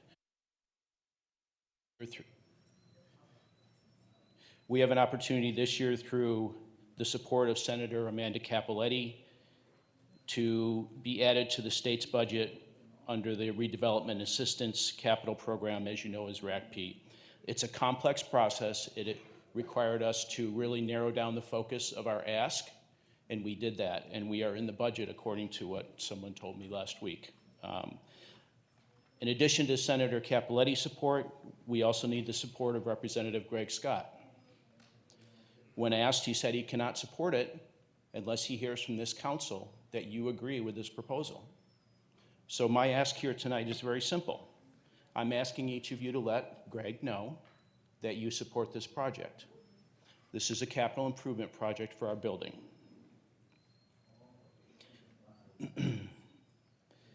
This is a critical one-time opportunity because we have matching funds. They won't be there next year. We're asking for $1.4 million. It's almost all we need to get that building up and running for decades to come. I'd like to let you know the specifics. We're asking to refurbish 13 bathrooms to bring them up to ADA compliance, add HVAC systems to the rooms that don't have it, and we're asking to have our activity spaces updated and finish the elevator. That's it. These are all internal operations to help this building and help the people there and help them to enjoy this building for years to come. I've emailed a copy of this proposal for reference to Administrator Leitner and President Smith. I want to stress that we need the support, and Greg Scott needs to hear from you if you support this. This is a one-time opportunity. We won't have it next year.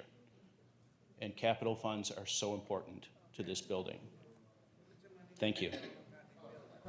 Yes. 6:08 p.m. tonight. Yes, sorry, I sent it today, yes. Oh, you sent it today? All right. The report is very specific, and it made us be very specific to internal systems and its matching funds that we got from the County Redevelopment Office for the entire building. And did he give you a reason why he needs our support before he supports it himself? He did not. He just said you have to get us Yeah. for him. Yes, thank you. The way I didn't talk to him, I talked to his staff. His staff said they need written support from the council. Just to confirm, just because I realized I was very on the 608, I pulled it up now because I realized I hadn't seen it. We were already here meeting. I'm forwarding it to all of council so that they can see it. Thank you so much. Yes. I'm sorry for interjecting, but I think I can answer your question, Councilman. It's possible that typically in a RACP situation, you need the host municipality to be a co-signer to the agreement, because essentially you are on the hook for certain things. So it may be that the state representative wanted to make sure that this body is willing to do that before putting support behind it, because it is theoretically possible the host municipality may not want to do that, want to support it, because again, they have certain obligations as the host municipality. They're not necessarily financial, but they are obligations. Oh, yeah, I'd just like a heads up before we, Yeah, like, we didn't know about it, put so on notice, it's we like don't being know we're being put blindsided on. right Yeah. now, yeah. And I appreciate your explanation. Yeah, I appreciate Thank that, yeah. So all of council has a copy now, but we were already here. We'll read the letter and look into it. I got one more. Thank you so much. Montgomery County, they support you as well, correct? Yeah, we As have far as- partial funding through the county senior services, yes. Okay, all right. Thank you so much. And Lakeisha Johnson. Lakeisha, sorry.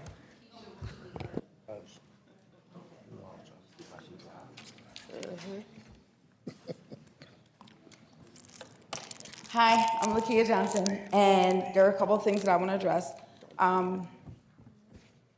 One, the dumpsters that you do quarterly or biannually or whenever, move the dumpsters. They're at the same location every single time. And for some people, it's hard to drag a bunch of bulk stuff that you have 4 or 5 blocks. And it just makes sense to move the dumpsters to different locations each time. Another thing, I'm one of the people who was complaining about parking, and I appreciate y'all trying to help with parking, but giving out more tickets is not helping with parking. That is not how you help with parking. That's how you make people who can't afford, who are barely maintaining, be able to not afford to have a car to park it. The things that I've been seeing about getting tickets for being 30 feet from the corner, the corners aren't painted. A prudent layperson cannot tell you from eyesight what 30 feet is. So to give someone a ticket for not being 30 feet when there's no yellow line, there's nothing, you're just supposed to judge it, it's ridiculous. Like, something needs to be done. What else did I have? How much time I got? I got it.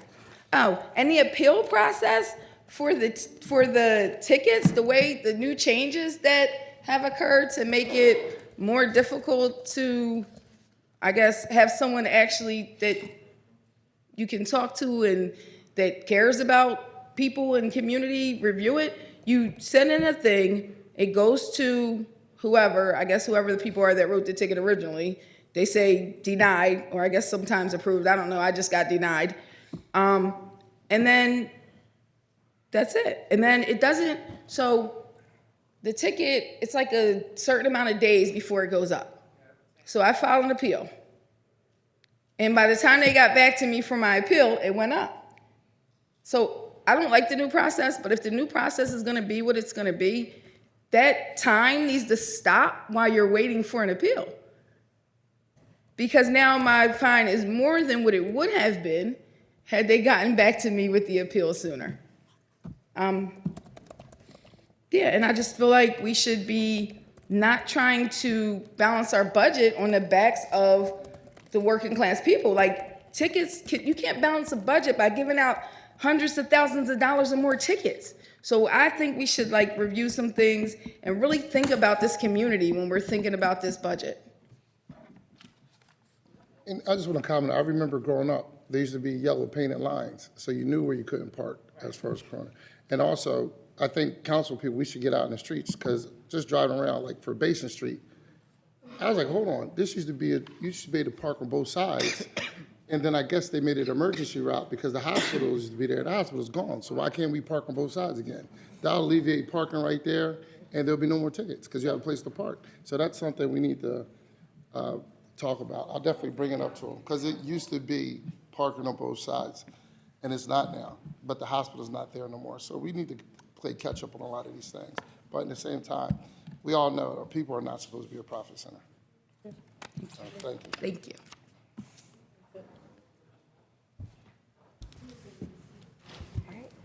Next up, we have buildings and code compliance, the request of approval from HARB COAs.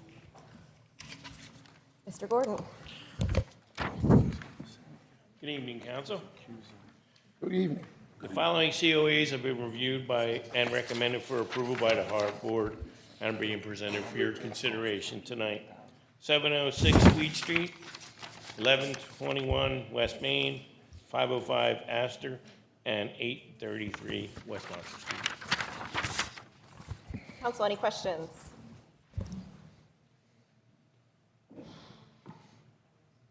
Seeing none, is there a motion to approve the HARB COAs for this month? So approved. All in favor? Aye. Thank you. Next up, we have Human Resources, Resolution Number 25-81, the request of Municipal Council to authorize amending and reinstating Municipality of Norristown 457 Retirement Plan. Good evening. Mission Square, formerly known as IMCA, which is one of our vendors for 457 retirement plans, informed us that we needed to amend our plan in order to comply with Secure Act number 2.0 regarding catch-up contributions for retirement savings. For anyone that is age 50 or older, you are allowed to make additional contributions to your retirement account, which is larger than the standard union limit. So in order for us to stay in compliance with the IRS, we need to amend our plan for anyone that has over $145,000 in Social Security wages to be if they want to make a catch-up, want to make contributions as a catch-up contributions, which are additional contributions to their retirement plan, then they have to do it through a Roth retirement plan. Council, any questions? The difference is if you do it now, the way the law is, it's pre-taxed, but now they're really targeting people with larger incomes. And now with the contributions, it's not going to be pre-taxed. Is this due to a law change recently? I think it was first came out in '24, but it was giving people time to amend the plans. And so this would go into effect for us in January of '26. Okay. Councilwoman Robinson, did I see your hand there? I did. My question was just, this is solely their contributions. There's not a specific No, financial impact. these are voluntary retirement plans that the employees it's a voluntary plan. And we have some employees, but the thing is, it doesn't apply unless you have over $145,000 in Social Security wages. It goes up in 2026 to $150,000. And we don't have that many employees that actually falls into this category. So, but we still have to amend our plan to stay in compliance with the IRS. And just so I'm clear on the language, it's to amend and reinstate. Mm-hmm. It would be uninstated for us to amend it, and then we'll be putting it back. Just I want to be clear on the reinstatement. It's not like we've already actually worked with the vendor, Mission Square, to amend the plan. So this is like a resolution for you guys to actually to approve the amended plan.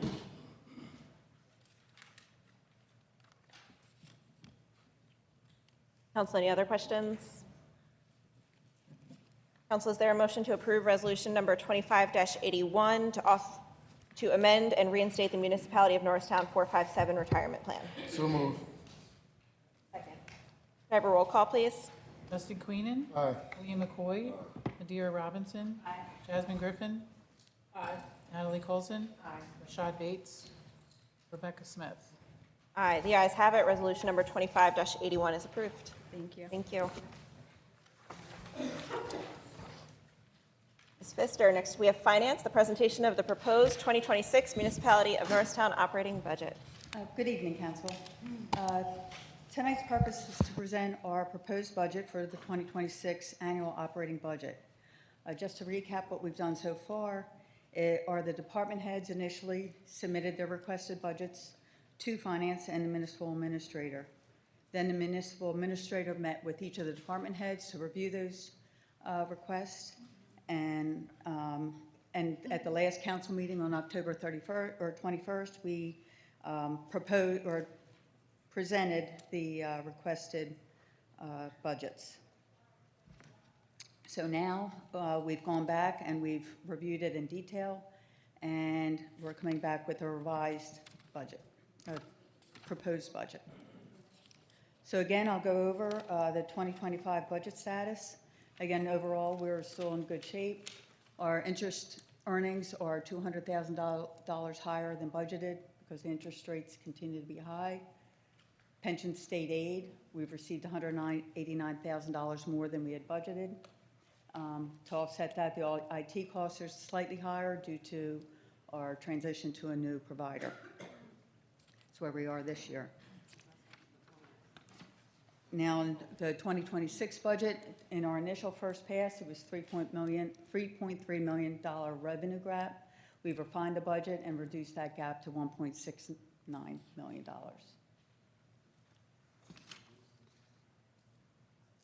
These are the newer numbers with the proposed budget. And as you can see, these are revenue numbers. The revenue increase is expected to be 3.9%. Things in here like our fines, for example, went from $650,000 to predicted to $900,000. That's a $250,000 increase. What are we based that off of? But like, what data are we using? Because that adds into the revenue, which if it's false, will make our gap even bigger. I'm like, just looking at it, we never jumped up by that much money. Typically offset our operating expenses. Yeah, but how did we come up with an extra $250,000 that we never increased in 1 year that amount of money? Let me see which one it is. Fines and forfeits. Am I jumping the gun, or you want to wait till we get there? We're adding 2 new parking enforcement officers. Right, but is there, and maybe the police department can answer this, how are we going from, and we never had that big of an increase, nowhere near that in fines. Now we're adding an extra $250,000 of profit that we'd never done before. How did we come up with those numbers? It's not profit, it's offsetting expenses. Well, I know that offset expense, but I'm trying to figure out how we get to the $250,000 extra. We've looked at history, and that I can get you more information. Right, and on that's that why I say particular maybe line. someone else We better looked at answer that. history, and some of the, during COVID and that, I know that went. Right. They Because you stopped know what, doing a lot of it. And then they started increasing again. So looking at history, we have to look at a longer period. So, yeah, because what that raises for me is, this has a budget, are we going to capitalize of a problem that we have in terms of funds? And then if we do solve that problem, does that make our gap even bigger because we won't get that revenue? And that, not for you to answer, but that's what I'm looking at it like. These numbers might be off a little bit, not a little bit, Well, but $250,000. it was increased because we're planned to increase the parking enforcement officers. We have 2 new officers, so that would offset the. That means that expenses. people are going to be paying more tickets. Like, there'll be more tickets for our constituents. Targeted. Right, okay. I just want to make sure, I'm like, I just saw the huge increase, and I'm like, I'm looking at the past years, and it's just way off compared to what it increased before. Okay.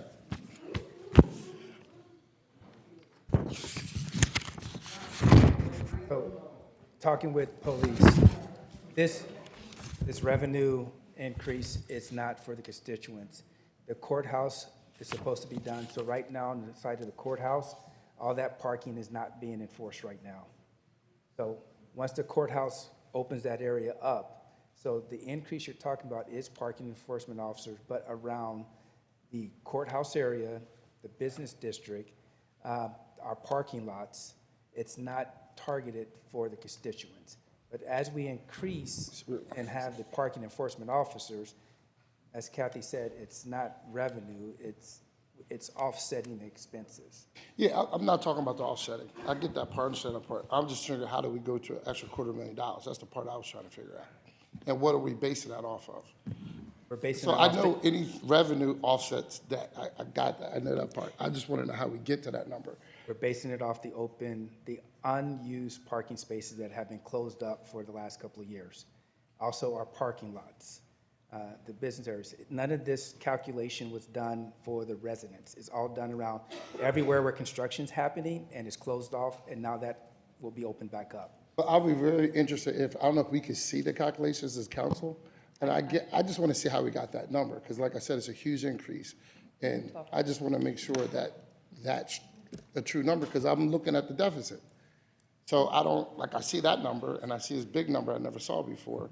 I just, for me personally, want to make sure our deficits might actually be bigger than what it is. So I definitely want to see. I know you can't answer it, but if you can send that to me, I'll take a look at it. We will send it to council. And if, I'm hearing what you're saying, that it's not the residents, the only reason I'm also concerned, because I hear what you're saying with the courthouse and everything, but there has been an uptick in ticketing recently, like within the last couple weeks, month.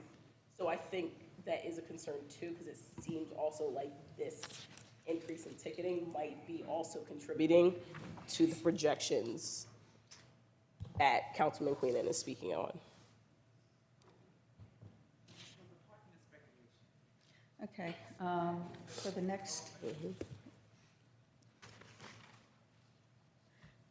So some of the revenue changes, there's increased grant funding that the police received, increased projections for if we get another right-of-way inspector, that would increase the street encroachment permits, and also, as we talked about, parking violations. And there's other fee increases there, not as much, but. Is that in here where I can see what the expected increase is for that particular position? I'm looking at return on investment. I hear it, but I don't see the number. Sure. Okay. I know I asked a lot of might questions, be in the Kathy. detail that you have. Okay, I appreciate you. Let me see. Well, I'll get that to you. I'll highlight that. Thank you, Kathy.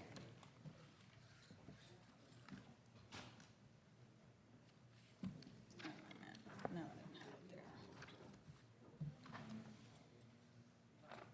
okay. Next. Now, these are the departmental summaries, the proposed 2026 budget, and in the total expenditures, you can see that it's going up 7.8%. So if you look at the next page, it puts it, it summarizes the changes. Salaries increased, benefits, pension obligations increased by $790,000. That's a required contribution for police and fire. There are the additional staffing additions. Again, we can get you that detail for the staffing. Right, because I ain't gonna lie, I would like a breakdown. I see promotions in there. I have no detail why a promotion is happening. As council, I know we don't make the decision, but I think that should be explained to us. Also, Kathy, I think I mentioned this to you before. Was it the 2024 budget? I don't like the budget we approved. That throws me off a little bit too, because I see positions on here that we never had before. And let me know if we, as council, approved them or not, under the administration. Let me go in here. Improved. Let me go to, what page is it on? And they're here, I just don't remember approving them, and I would love to have information on it. Is it a breakdown? I'm under the wrong one. Oh, here we go.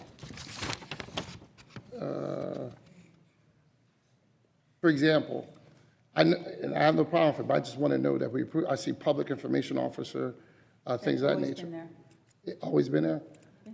And We may have been collapsed for. a different thing? No, you see the subtotal? It may have been collapse for trying to fit it in, I don't know. See the. Right, because because I compared it to the 2004 budget we approved, and maybe we changed the titles of some things, maybe that's not wrong. Because I'll send it to you. You can see the budget in 20. No, I'll send you the one that we approved versus this one, and then we can go over it. Maybe I'm missing something. Budget you approved for. The council. 25? No, 24. In 2023, we approved that budget for 2024. So the So you want the 2024. instead of 24 actual, you want 24 budget.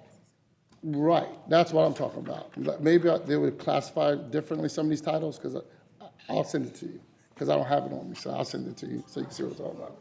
Okay, you can send that. So we'll just put in 24 budget on this schedule. No,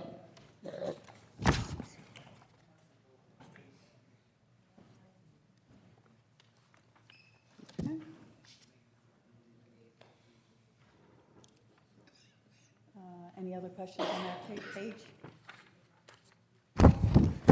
so, all right, so, like I said, if you can get back to me about the promotions, because I see that's, what? I know that we had that in the last meeting, we had a lot of details. I didn't bring that. Okay, you mean presentation the with me. meeting on that Monday, or the meeting here last time? The No, 43% 21st. increase? I thought we had gone over, each department head went over their additions and changes.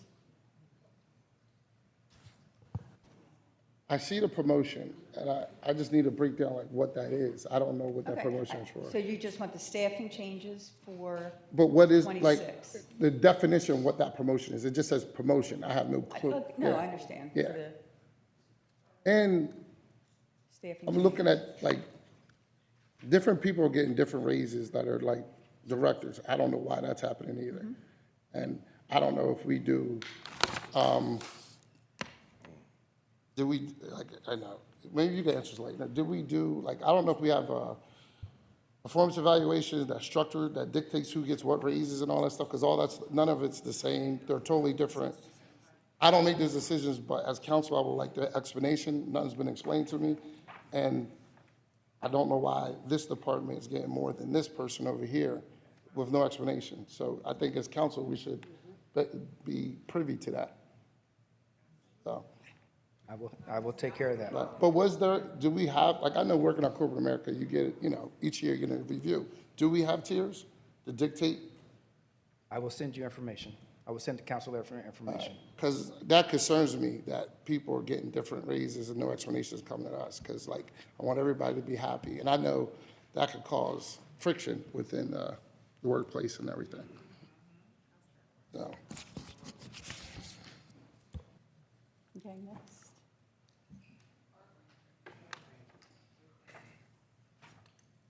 Next slide.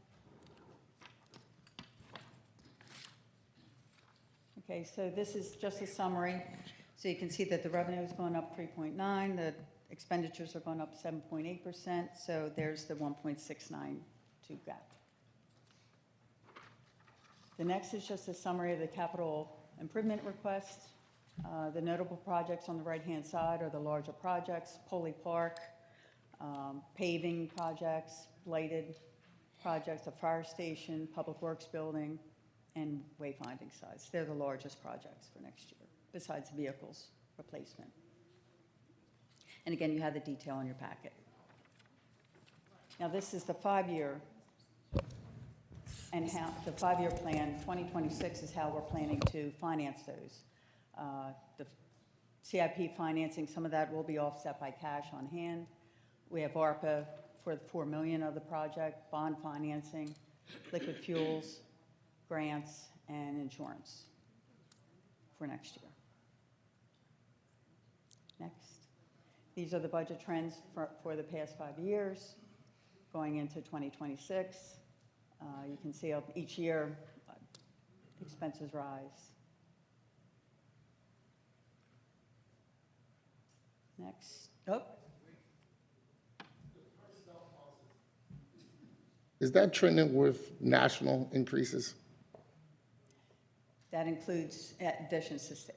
I mean, I know, is it trending with national increases? And health insurance costs are in there, benefits are in there. Right. Part of that is the pension cost was Right. $790,000. So I have well, I'll wait till you get the presentation. I'll answer a couple more questions. I'll wait. Okay, these are our balancing options: reduce expenses, increase revenue, use fund balance, or increase taxes. First thing we did was look at our expenses. From the last presentation, we reduced expenditures by $1 million.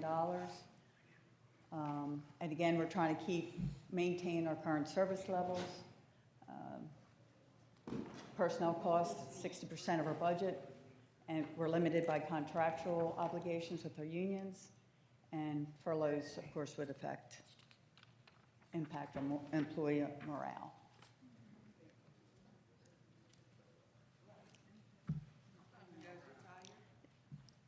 Increased revenue is another option. We refined our projections and increased our revenue by $700,000. This tells you where our revenue comes from. The bulk is real estate property taxes and other local taxes. So it's over 70%. Next is fund balance as an option. This would as we've discussed before, would negatively affect our credit rating. Fund balance was used through the 3 or 4 years between 2017 and 2020, and ARPA funds were used for balancing the budget from 21 to 24. Our recommendation is to use $790,000 of fund balance to cover a one-time increase in pension obligations. Our MMO, our municipal minimum obligations for pension, is going up $790,000 this year, but next year it's going to go down probably $900,000. So I can explain this away as being a one-time cost, so that's why I would recommend using fund balance for this particular item. And it should not negatively affect our credit rating. Fourth option is increased taxes. We're recommending a $1 million increase, which would be $887,000 in revenue. The average increase for a single unit property is $69.43 per year. So this is a summary of the gap, $1.6 million, half of it covered by raising taxes, the other half covered by fund balancing and just finding more cuts. Tomorrow the budget becomes available for public view. It'll be posted on the website, and copies can be available at Muni Hall. The next council meeting, we'll put together the proposed budget and related ordinances and resolutions to be advertised. And then on December 2nd will hopefully be the adoption of the budget. So between the 18th and the 2nd, once we advertise it, the budget can go down. It can't go up. Okay. So there's... So as I look at this, we're in the red, correct? We're always in the red. Okay. So we had help with ARPA funds in the past and things of that nature. Okay. There's no help right now, and we not really expecting any help to come unless we get one. Right. So with this current trajectory, if we borrow from the fund balance, our credit rating is going to go down, and the borrowed money is going to go up. Fund balance you can only use, you can explain it away if it's a one-time use only. But we're probably going to use it again and again and again if we're always in the deficit, correct? You either find revenue to offset it, cut expenses. Right, but the trend because is... the biggest part of what's used for our taxes, it is, you're paying over 75% is just police, fire, and public works. I get that. I'm just looking at the overall with So all when that. the personnel cost based on the contract is going up 3.5% or whatever Right. percentage for those increases, plus health insurance increases, Right. it will go up. Yeah, so those Our are natural revenue will increases. not go up Right. unless we raise taxes. Right. So, but what I'm looking at here is, and I get what you're saying, there's certain obligations we're going to have to pay regardless. But there's more in this budget than the obligations that we have to pay. So I would love to see what exactly is our obligations, because then why can't we see that? Then Fixed see what we cost projected, versus then see what a projected revenue. choices. Right, but then we can see our projected revenue. And basically, we got to deal with the money that we have. Because according to this, if we keep going this route, we're hoping that one day our revenue balances it out. Could you go back to the revenue page detail? I think it was.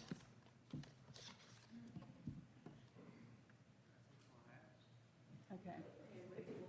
Stay over here. The real property taxes, that's flat.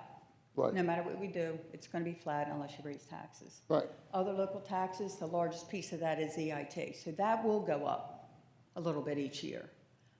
The other licenses and permits and all the way down, some of that's grants, or it's in charges and fees. The biggest part of that is trash. So whatever we pay in trash, we charge in trash.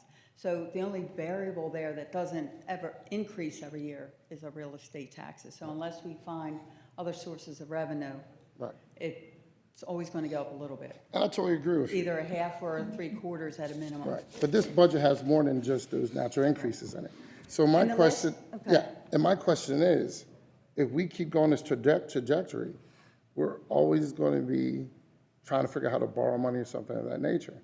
So that's why I would love to see what is strictly our commitments that, like for I can pull, like, right. from the last presentation, I can pull that Right, together. and I appreciate that. But what I'm saying is, some of these things that we approve, it's going to increase our responsibilities monthly. Like if you buy certain things, guess what? IT, there comes with a cost, there's a fixed cost.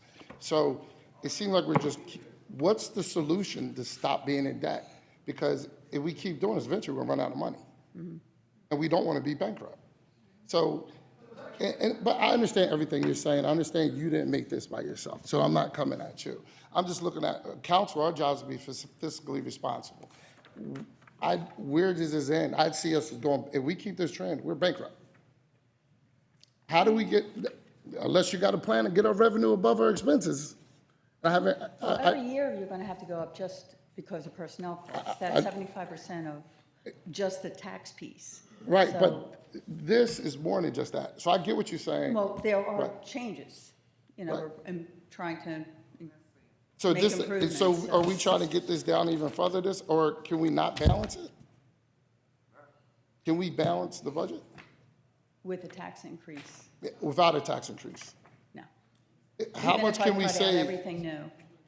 Yeah, but that's, okay, I guess what I'm trying to get at, can we see something with just all these ads, all these new cars, all these new positions, things of that nature? And then we can see what money we can play with, and then we can figure out, hey, what's needed, how much we might want to go over. But all this stuff is already included in there, so it's hard. Well, just to speak to the IT piece, that has a replacement value.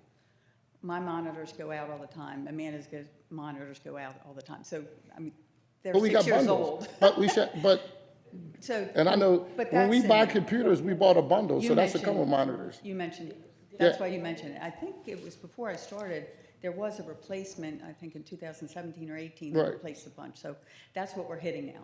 Right. All But these are 6 or 7 Here's years my old. fear, and it's a serious fear. But you mentioned computers, I'm just mentioning that piece. I'm not hearing. I can give you all the Right. new No, positions. I got you. And I'm not, like I said, I'm not blaming you, but here's my fear. I'm not hearing how we can get our revenues above our deficit. And if we can't figure that out, we will be broke. There ain't no ifs, ands, or buts about it. That's like anybody's household. If they bring in $1,000 a year and their expenses are $1,500, yeah, they might scrape and scrape, but somewhere down the line, they'll keep going deeper and deeper and deeper in the hole. So we have to make some tough decisions, some tough choices. And we can't just go to fund balance. No, that's our reserves when we really have no other choice. That's how I look at it. We're in a good reserve balance because of ARPA. Right. And, yeah. But those are all the revenues we get. So Exactly. you're saying that we're going to outpace our revenue. We're doing that right now. All right, so that's the only place we can pull revenue from. So the only way we're going to increase revenue to keep up with expenditures, as Kathy said, cost of living is happening. Healthcare costs go up, everything is going up. Hear me out. So these are the only spots we actually have that we can draw revenue. So we're talking that we don't want to increase fees because it affects, we're saying that it affects the constituents. But fees affect the people that are actually utilizing the service. So when you talk about a permit, the developers are the ones coming in, building. So those permit fees get attached to them, not the residents. So if we're fines and penalties, that's for those that are, again, it's not affecting every resident. When we're talking about what affects every resident is the property taxes. That's, and that's the part we're trying to control, but everything else, the only way we can do it is we have to increase fees. We have to increase penalties. Okay, I get the natural increases that we have to pay, but this ain't just those natural increases that we have to pay. This is added stuff we added on. What I'm saying is, can we see the bare bones budget that we have a legal obligation to pay first, then see what we have left over, and that's where we're going to have to make those hard choices, what we can and cannot do, and be a little bit more creative. Our job up here is to figure out these solutions. That's why we got voted in. That's why we hired department heads. We got to start thinking outside the box. But we're presenting to you all of the obligations we have. No, we're not. There's trucks, promotions, this, that is not, that's built in extra. But and I hear what you're saying, right? But that's why I think we really have to tighten our belts. I'm not saying you did anything wrong. I'm just saying let's try to look at it a different way and build it up. Right now, everything's in here that we want. I want to strip the version down to see what our legal obligations are for raises and things of that nature. Then if you want to add on positions and stuff like that, we see what money we have to play with. Hey, you know what? We could add that on because we got the money here. Piece it together that way. Everybody in the household has to do. We sent council, at your request at the last meeting, we sent council what the budget would be minus all the positions. No, I never got that. I just got what the salaries were. We didn't break down the trucks that we're asking for. Like, you know, That doesn't affect The truck doesn't affect the revenue. That's in your capital. That's in your CIP. That doesn't affect this revenue or expenditures. Hold on now. So You're talking about the CIP now? no, well, hold on. What I'm talking about is I'm looking at here, like administrative budget and everything else, like all these increases, computers we're buying, IT. I'm just looking at all this stuff. A lot of this stuff is not contractual yet. Like if we buy license, well, not license, but the services, because I see IT going sky high. So basically what I'm talking about is what I'm actually saying. And I just see the bare minimum requirements that we have, the obligations we have, and then tackle on top of that. Because like I said, I'm seeing all kinds of different stuff that we're making choices on. Like pay raises, I can this, give you that. all the variables. I Okay. can give you the, Right, which I thought that's what I sent you, but that's. Well, the we'll sit down and talk changes. about it, you know. We could go over it and just make sure we're on the same page. There's nothing wrong with that. Can you go to the last slide? All right, go back. So choices. If you don't want personnel costs, council has a right to cut it. We showed that when we gave that information to you, it was 900,000, I believe that was the number, of what the promotions would be and the pay raises. You have that right. These employees here work their tails off. I'm not coming out the employees. But you're talking about promotions. But If we want to take those out, cut them. Lightner. Don't make it seem like I'm trying to attack these people. I'm telling you how I just want to do it. I'm saying, let's do this and then piece it together. That's all I said. I ain't saying nobody don't work hard in here. I know everybody works hard in here. So I'm trying to understand what you're asking for. Okay, we could talk about it, but don't try to paint it where I'm out here attacking people. You started painting me in a negative light. Maybe you don't know that, but I'm just saying. My words are my words. I figured we could do it that way. I could see a better picture. And like you said, you thought you gave it to it, we could talk about it afterwards. That's no problem. Because this is a problem. Like, I'm really trying to look into it. Like, maybe there is nothing there. Maybe that's just what it is. But I want to take a look and say, hey, look, maybe there's something else. There's nothing wrong looking a little deeper. I'm not saying nobody did anything wrong. I'm just looking at numbers and trying to understand it. Yeah, you need to understand it, I understand. Right. I appreciate it. So do you have a clear understanding of what, do you have a clear understanding of what he's requesting. I'll talk to her. We could talk, so I can make, if I'm not clear, we can talk on the phone and get that understanding. But we have to send it to all of council, so I want to make sure that we all are Yeah, clear. but then if I talk to her, she'll educate me maybe with my And then misunderstandings. whatever, Yeah. I'll summarize whatever we talk about and send it to I everybody. know you will, Kathy. Is that okay? Does any other council member have any questions about the budget presentation? I don't have a question, but I will state, I think that it was very diligent and prudent of you guys. I'm excited to know that we could come down on our deficit. I do think there is still some ways in which we can try to figure out where our steps are forward, and we've talked about this, but coming down from a 3 million plus deficit to closer to 1 is more in line with what the trajectory have been over the years. And I just want to state overall for the community, because I think balancing budgets are incredibly hard. The cost of living, all of the changes are incredibly hard. It's a very tough process. One thing that I am very kind of struck by is our ability to maneuver here, but even in that same process, the reality is that we were at a strong deficit and an impasse for the last 7 of 8 years, where we either pulled from the fund balance or we pulled from ARPA. And I think it is worth noting that the only way we survived 21 through 2024 was because of a pandemic, because of funding that directly came from ARPA. But the residuals, the real impact, the real deficits, they had been here the whole time. And so we have been struggling over the course of all of these years. It can feel like, oh, it just got here, and it is jarring. But we have really been in a very devastated place, and it is a stretch, and I know we are live streamed. Part of this, too, is a larger conversation with Montgomery County. There is a lot that happens in this community that's centralized here. We talk about rateables, but we also have a lot of land in which we're not able to gain taxes back from. We also have a high population of services that don't generate a product or a service or a tax or a revenue base.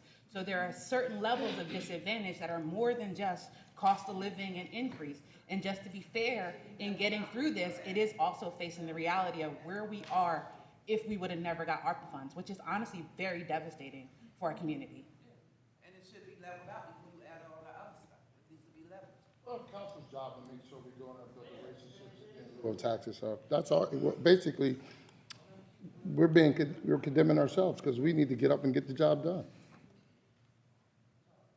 Like I said, department heads, you guys do the best things, jobs you, like, Thomas, you saved us tons of money. I know Jane, you get tons of, you're doing the financing like crazy. I know you're doing backflips trying to budget it. I appreciate you guys. I've been here 4 years with you guys. So I know what you bring to the table. I know how much money you guys save us. So I want to say I thank you for that.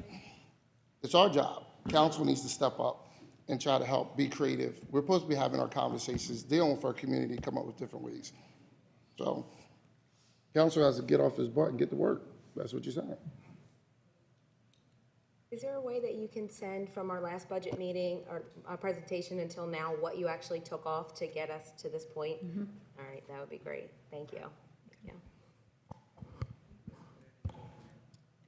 I just, more of a comment than a question, like to add that I am also thankful for how far in the last meeting to now the deficit has been able to be reduced. I know that all of the department heads have taken a lot of extra time out of their schedules and evenings to sit and meet with several of us council members in small groups or one-on-one to go kind of line by line through the budget. So we could talk about those priorities, and I think that those conversations were helpful for me, and I see some of those cuts reflected here.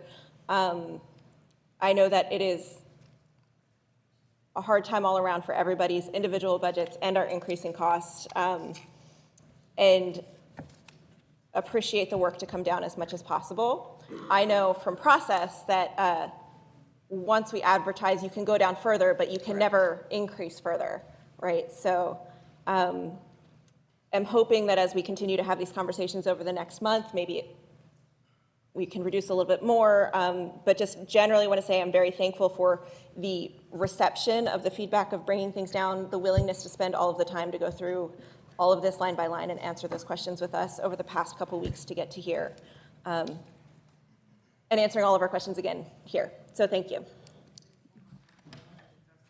Kathy, we'll be talking. Oh, yeah, that's fine. You can ask whatever you want. Oh, you got to understand. We're fine. Is that it? Any other questions? Oh.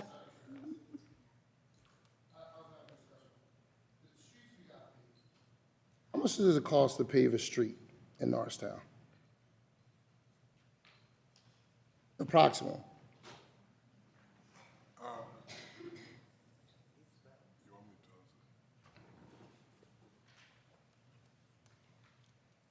I'm going to say that this is the first year that we are going to be investing money paving street in here. That is paying for street paving since 2018. And we are still going to come out until the numbers come in. Then I'll probably be able to tell you what the cost is. But we've been paving alleys, putting 2 inches of overlay. We did it in 12 alleys this year, and we did that one in-house. So I have a good knowledge of how much that one cost us. No, hold on for a second. The ones that we got done by, like American Water? Yeah. American Water has expended about $22 million of their money. So we saved about $2 million. 22. 22? Yeah. Oh, and over how long of a in time? Norristown for about 9 years that I've been here. So we saved about $22 million over 9 years? Yes. Thank you. Guys, he saved y'all $22 million in taxpayer dollars.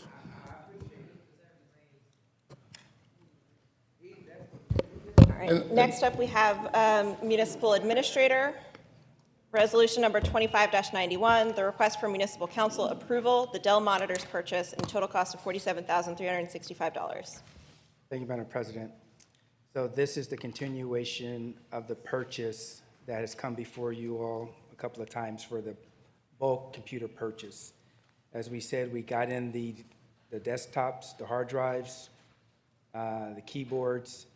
The reason why it didn't come in a package is because we were working with Dell. Many of the desktops, going to your question, many of the desks that people work on have dual monitors.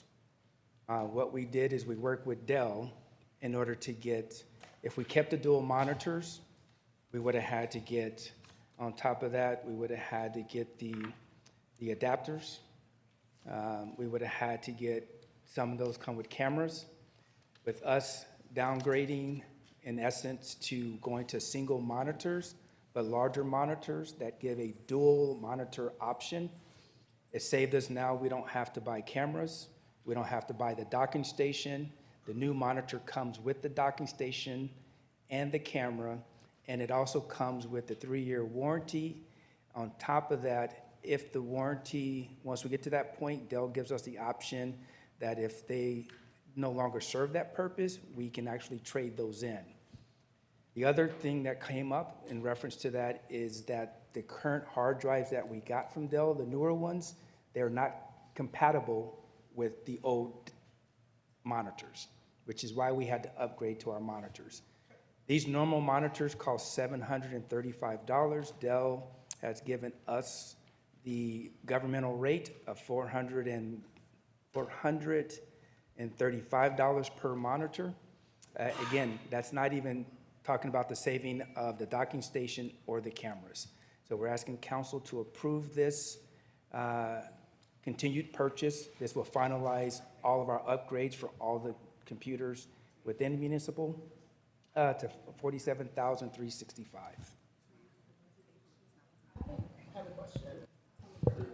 So I remember when we were talking about the bundle before, maybe I shouldn't have assumed this. I assumed that in the bundle would include monitors.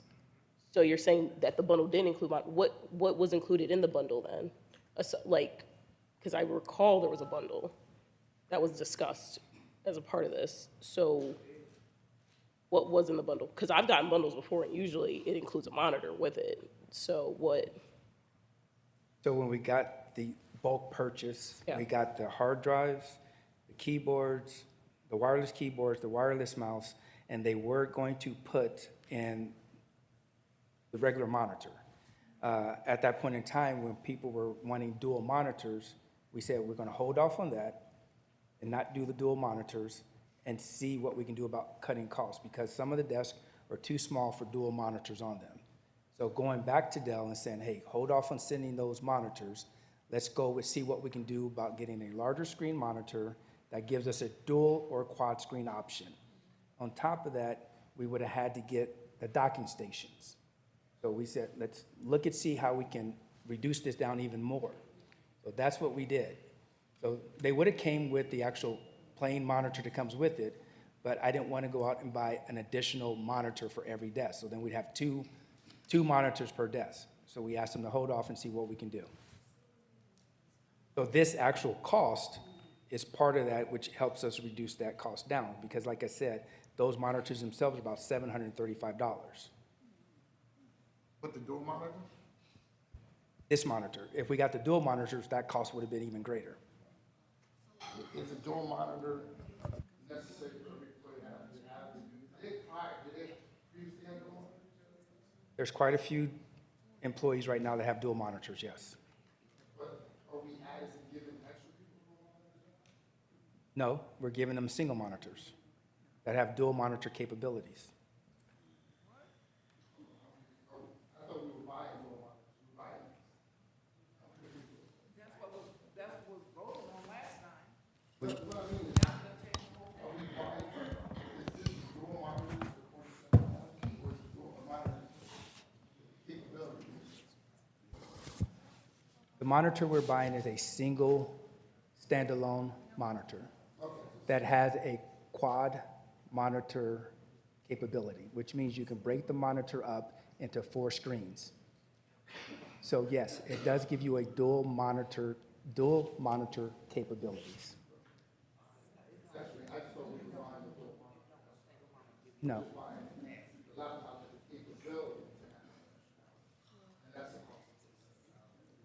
No.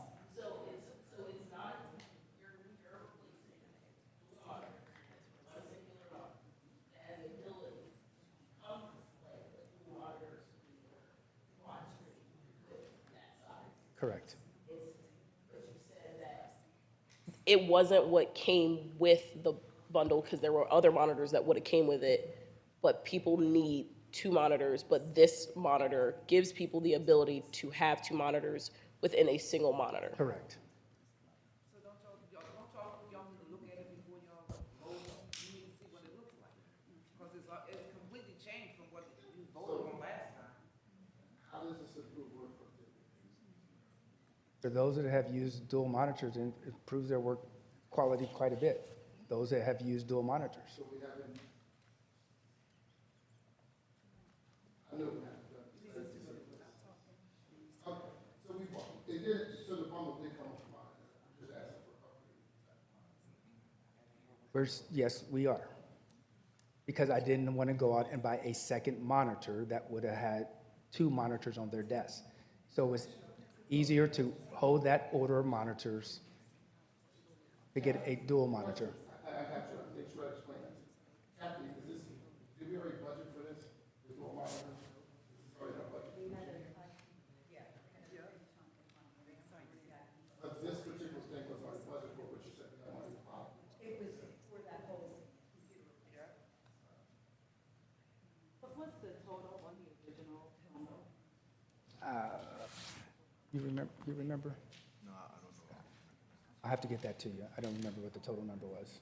It'd be nice to have cost comparison to the bundle as previously placed plus an additional monitor versus this version of it. This version, I think it gives a appearance of what the actual difference, if there is any savings happening versus not. There's also the other thing that I'm unclear of. I know that the last time that the bundle conversation was, my clarity was that it was for laptops. That those bundles were around services, and then there was conversation about a certain type of bag for the laptops. Is this an additional round? It seems like this was done in phases, that maybe laptops were first, and then this is now desktop computers So we got the laptops and the hard drives in the first round. And then so the laptops came with the bag and everything. That was the bundle conversation. And then the actual desktops was the separate for the desktop replacement, because not everyone needed a laptop. So we did both purchases, the laptops and the desktop, in the first phase, which we came to you.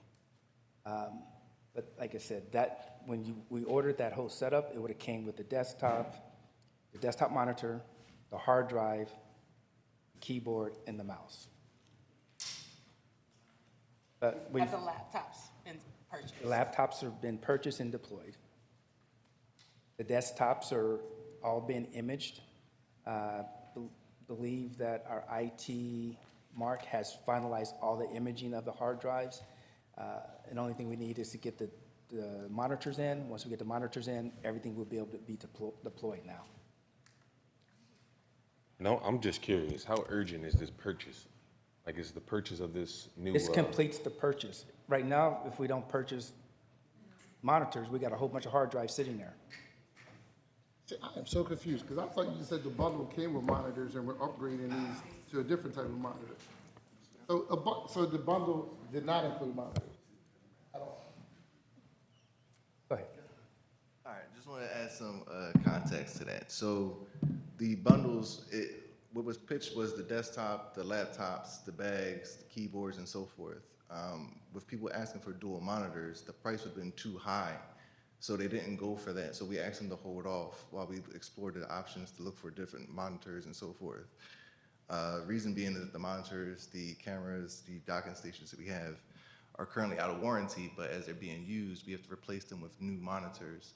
So what we did, we went back to Dell and asked them to leverage our existing bundle to give us a discounted rate for a monitor that included the what can be used for a dual, as well as the docking station, as well as a camera, all in one package. Additionally with that, it has the warranty for the 3-year plan, which we can then replace. If they go bad, they'll swap them out and so forth. So you understand the confusion? Right, yeah. We thought that came with monitor, but now we're coming back at you for more money. That's why we're like, hold on, why don't you just explain this to us first? Yeah, no. Why didn't you tell us there's no monitors from here? The monitors are part of the bundle. Yeah, it's. He just explained that. Right. I'm just talking, like, telling them how, like, we thought there was a monitor there. So, because for us, when you buy something with a bundle, all it comes with a monitor. Right. Did we, I noticed is that 200, how much is 700, what is it, what we're paying for a monitor? So the monitors, I believe, is either $730 or $749 is what they are normally. But with the bundle, basically going back to the bundle, leveraging the bundle essentially, and then giving the actual government discount, is coming up to, I think, like $4 something like that. So we're saving about $300 per monitor. So there was no cheaper monitors than that? Well, you got to factor, yes. No, I hear you. And I think what we. I know how to find a cheaper monitor. Right. Same capabilities. No, and I think what we did, that's where we held off, because we actually went to explore to see what we could find cheaper monitors. But then when you looked at, opposed to just 100 monitors, getting 200 or so forth, but then also including the docking stations that you would need, as well as the camera capability for the Zoom meetings, it just didn't make sense to do it separate. So when we went back, we looked at the monitor and we asked them to give us a quote based off our existing bundle and what it could come with, and they dropped it from $740 something down to. There's a price out there for that particular thing. Like my friend Johnny T, I wish it was a big. Yes. So like, I'm not putting you on the spot, but I know I can find a cheaper monitor with the same capabilities. Have we done that? Should we table this? We have asked, and this came in cheaper than what we were being quoted from other vendors. So there is it's Dell from different services. We looked at Amazon. We looked at a few different ones. And for example, Amazon, they could only quote but a certain amount, and then we still had to pay full price for the remainder of it. But the other key factor that it didn't have was it didn't come with the 3-year Dell service plan. So basically, if a computer breaks, or excuse me, a monitor breaks, it could be replaced out without us having to pay an additional cost for that 3-year window. So did we go for different brands? That's what I'm asking. Yes, we did. We did explore. We went out to. This happened to be one of the cheapest ones. Yes. So when we looked at it for you were getting like single monitors, but again, when it came down to just the amount and then also adding in the docking station and camera, it was added up to be a way greater price than what it was. Yeah, huh? I'm not sure with the exact brands, but I think there was about 4 or 5 different types that we looked at. So we went up for several quotes through Amazon and different avenues to get them.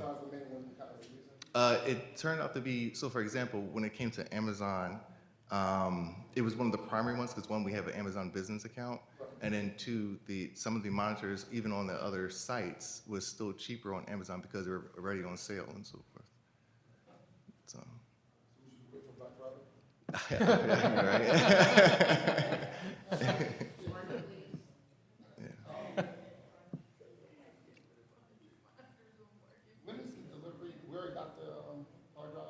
Yes, all those are imaged, and we just need the monitors to pair them up so we can actually roll them out. But again, like the monitors we have now are out of warranty, so when they break, we have to buy them single, and it just costs so much more money than just to get the bulk to roll it out and have our warranty plan. Yeah, I guess we got to do the budgets. I think my money was cheap. Yeah, I got it. Asking for the urgency of this, because I get what you're saying, maybe things like table and more research. I also wish that which used in the prior approval of this bundle that was explained to us, then when we reached this point, we would have been aware of what was coming across our desk. In addition to that, I think it would, I don't know about tabling it. If you guys said it's already in the budget, It's in the budget. We have brand-new hard drives from Dell sitting, waiting to be deployed. So last time I came to you guys with this, it's been, how many months? 3 months? That we've been looking for the cheapest, the most economical way to get monitors. That's why we didn't take the first monitors with the package. Because if we would have took the one monitor with the entire package, and then people want a second monitor, now we got to go out and buy another monitor. And when you buy that second monitor, is it compatible with the current monitor? Right now, we have people that have hodgepodge stuff on their desk. We have Azar, we have something else. We have all these hodgepodges of equipment with no warranty, no sense of service. And then when we buy a docking station, we have many different docking stations because they're not all compatible for the hard drive and the desktop. Not trying to find monitors, you could throw any monitor in. No. I know you're talking like hard drives, different stuff like that. Our technology officer and our monitors MSP are saying that's what we should do. But you can plug that in. Like we build computers. Sion, you can have a seat.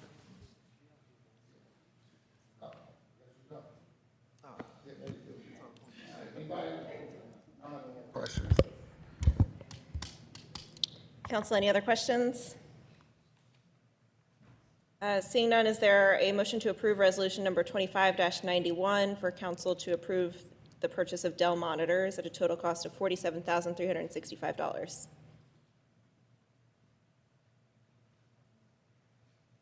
I'll make that motion. Is there a second? All right, is there a motion to table resolution number 25-91? Is there a second? Second.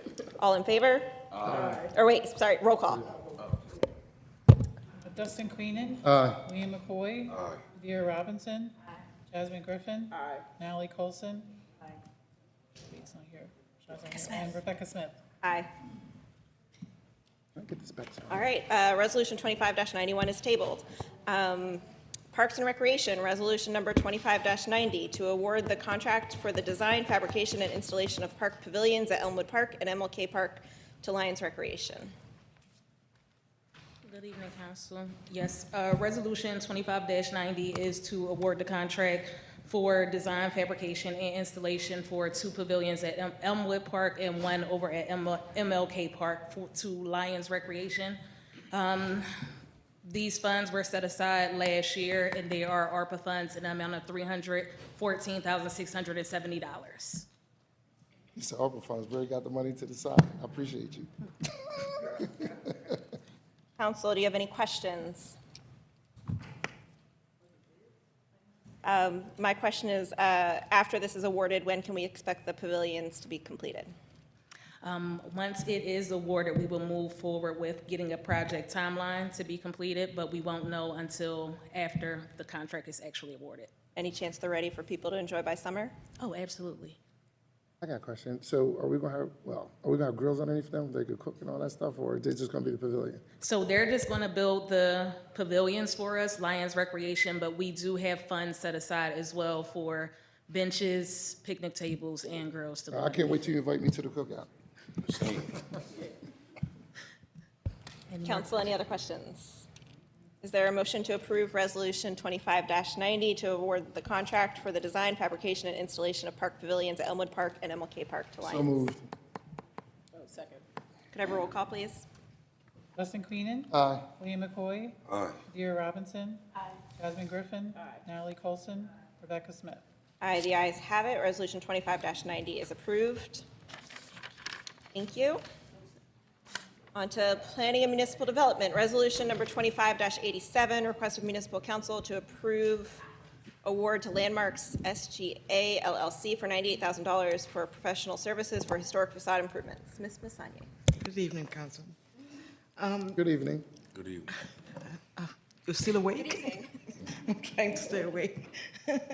Hopefully this will go as quickly. This is a request from Council to award an additional $98,000 for professional services for the Historic Facade Improvement Program.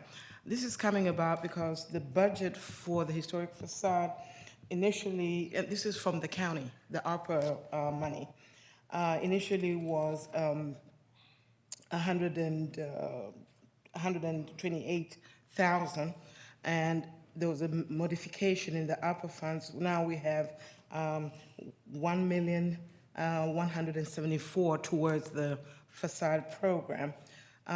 Council had awarded SGA LLC.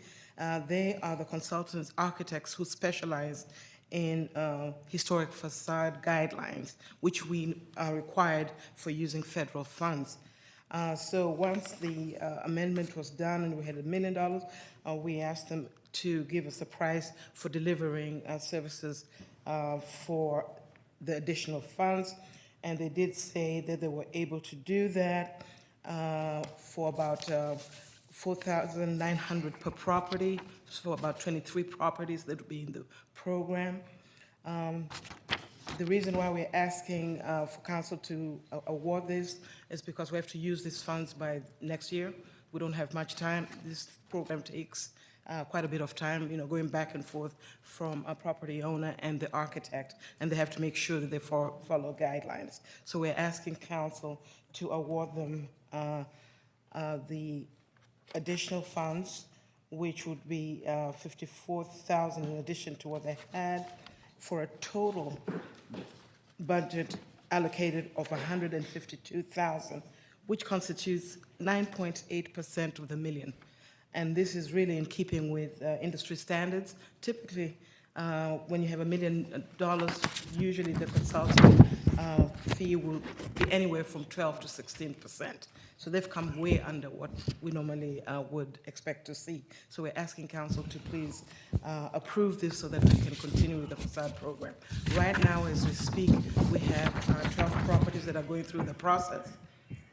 And we're hoping that we can push this as fast as possible so that we're able to expand all the funding before the end of 2026. Because if we don't expand it by the end of 2026, it goes back to the federal government.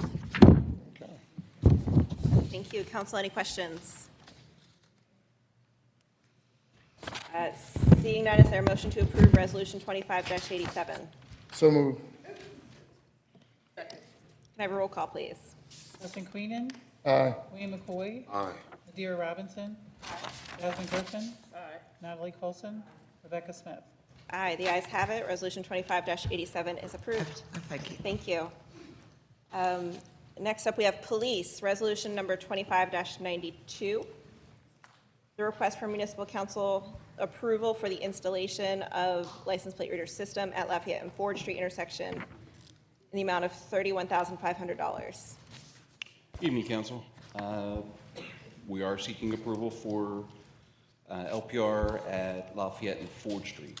The this is the first, this is coming out of the JAG fund. So there's a JAG grant that's for this, so there's no budget impact for these cameras, or for this camera. The fee is $31,500. It's $6,300 annually for 5 years. Council, is there any questions? So basically, you're saying this is coming out of like a grant fund? Yes, sir.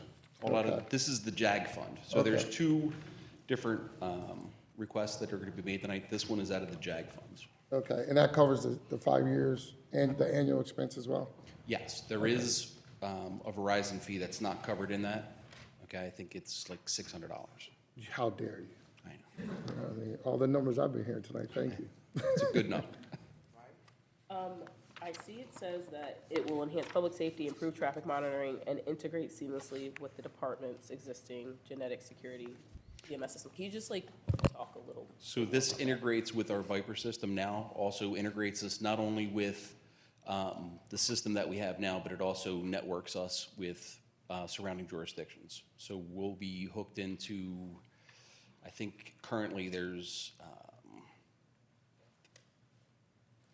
Norristown, East Norriton, West Norriton, Upper Marion, Philadelphia, all the surrounding jurisdictions will all be within the same network. So this is more of a network than This is just a like an network. isolated Yes. system, okay. So there's different capabilities of this, so used for anything involving vehicles. So locating missing persons, assisting in Amber Alerts, recovering stolen vehicles, even down to conducting traffic patterns and traffic studies. So you can tell how many different vehicles are moving through a certain area at one point in time. About how Lafayette and Ford was the best location for this particular project? So in this particular, it's because of the corridor in and out of Norristown on Lafayette Street. That's why there's the Lafayette Street corridor, so, and the new slipstream that's going to be coming in utilizing Lafayette Street. So the increase of traffic in that area, that's why they're, specifically, this was chosen for that location.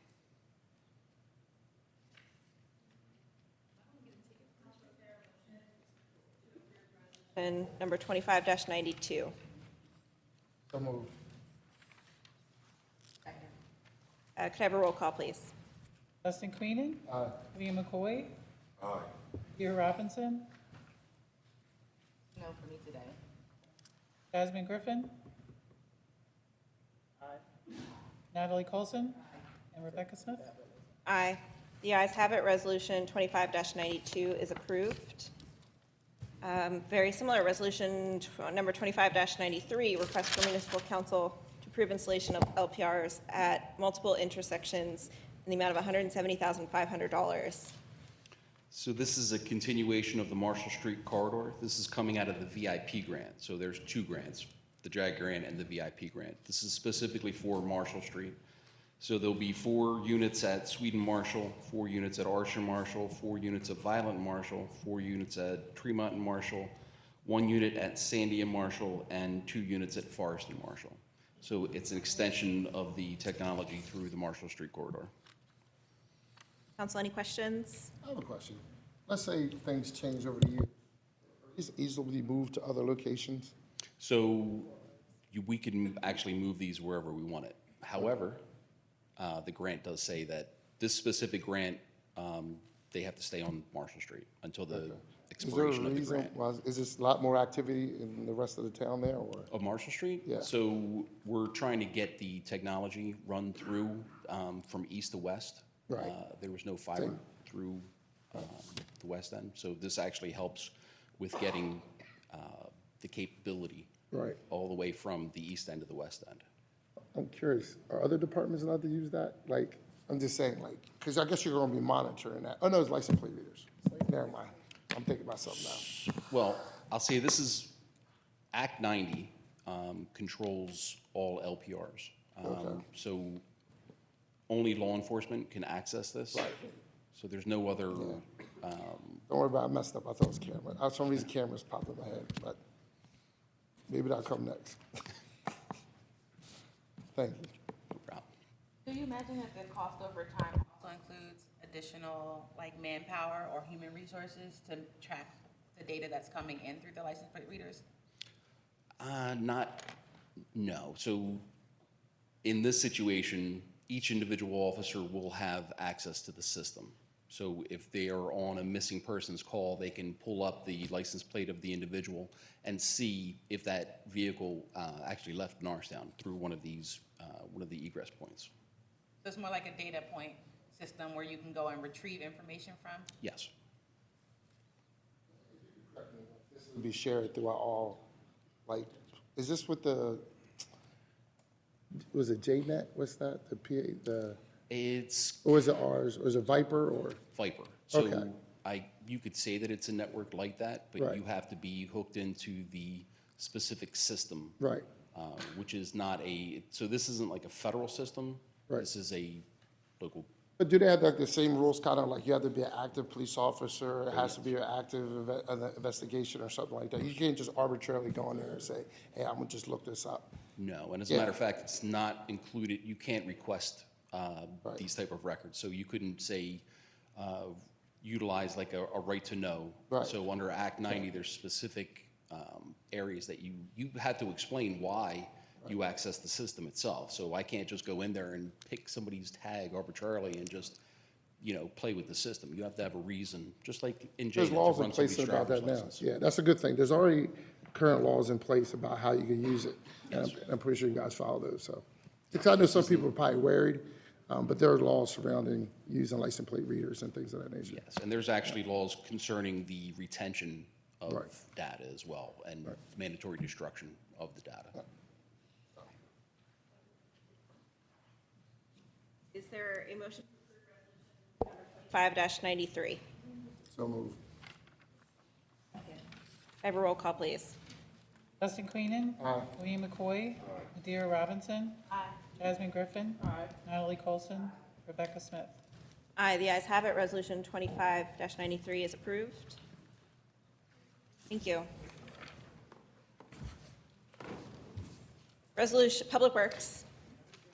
Resolution number 25-89 of 2025 to award fire protection and monitoring services for the Fire Chiefs Memorial Bandshell to Cintas in the amount of $30,255.30. Yeah, good evening, Council. This is coming from insurance proceeds.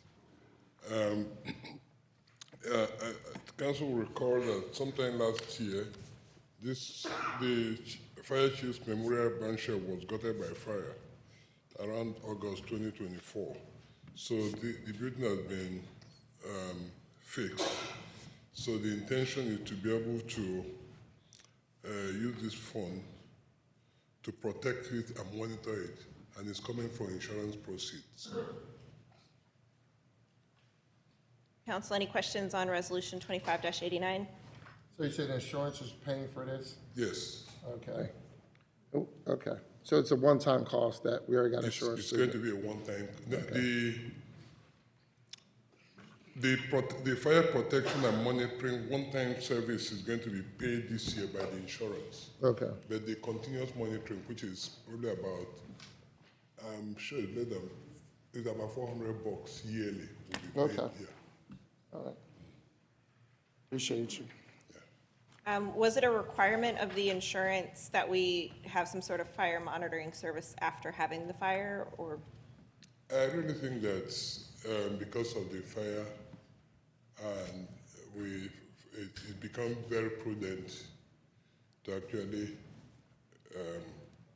put some fire protection. Yeah, they're trying to save lives, right? Council, any other questions? Is there a motion to approve resolution number 25-89? So moved. Second. Have a roll call, please. Dustin Queenan. Aye. William McCoy. Madeira Robinson. Jasmine Griffin. Natalie Colson. Rebecca Smith. Aye, the ayes have it. Resolution 25-89 is approved. Thank you, Council. Thank you. Is there a motion to adjourn? Aye. Is there a second? All in favor? Aye. All right, meeting's adjourned.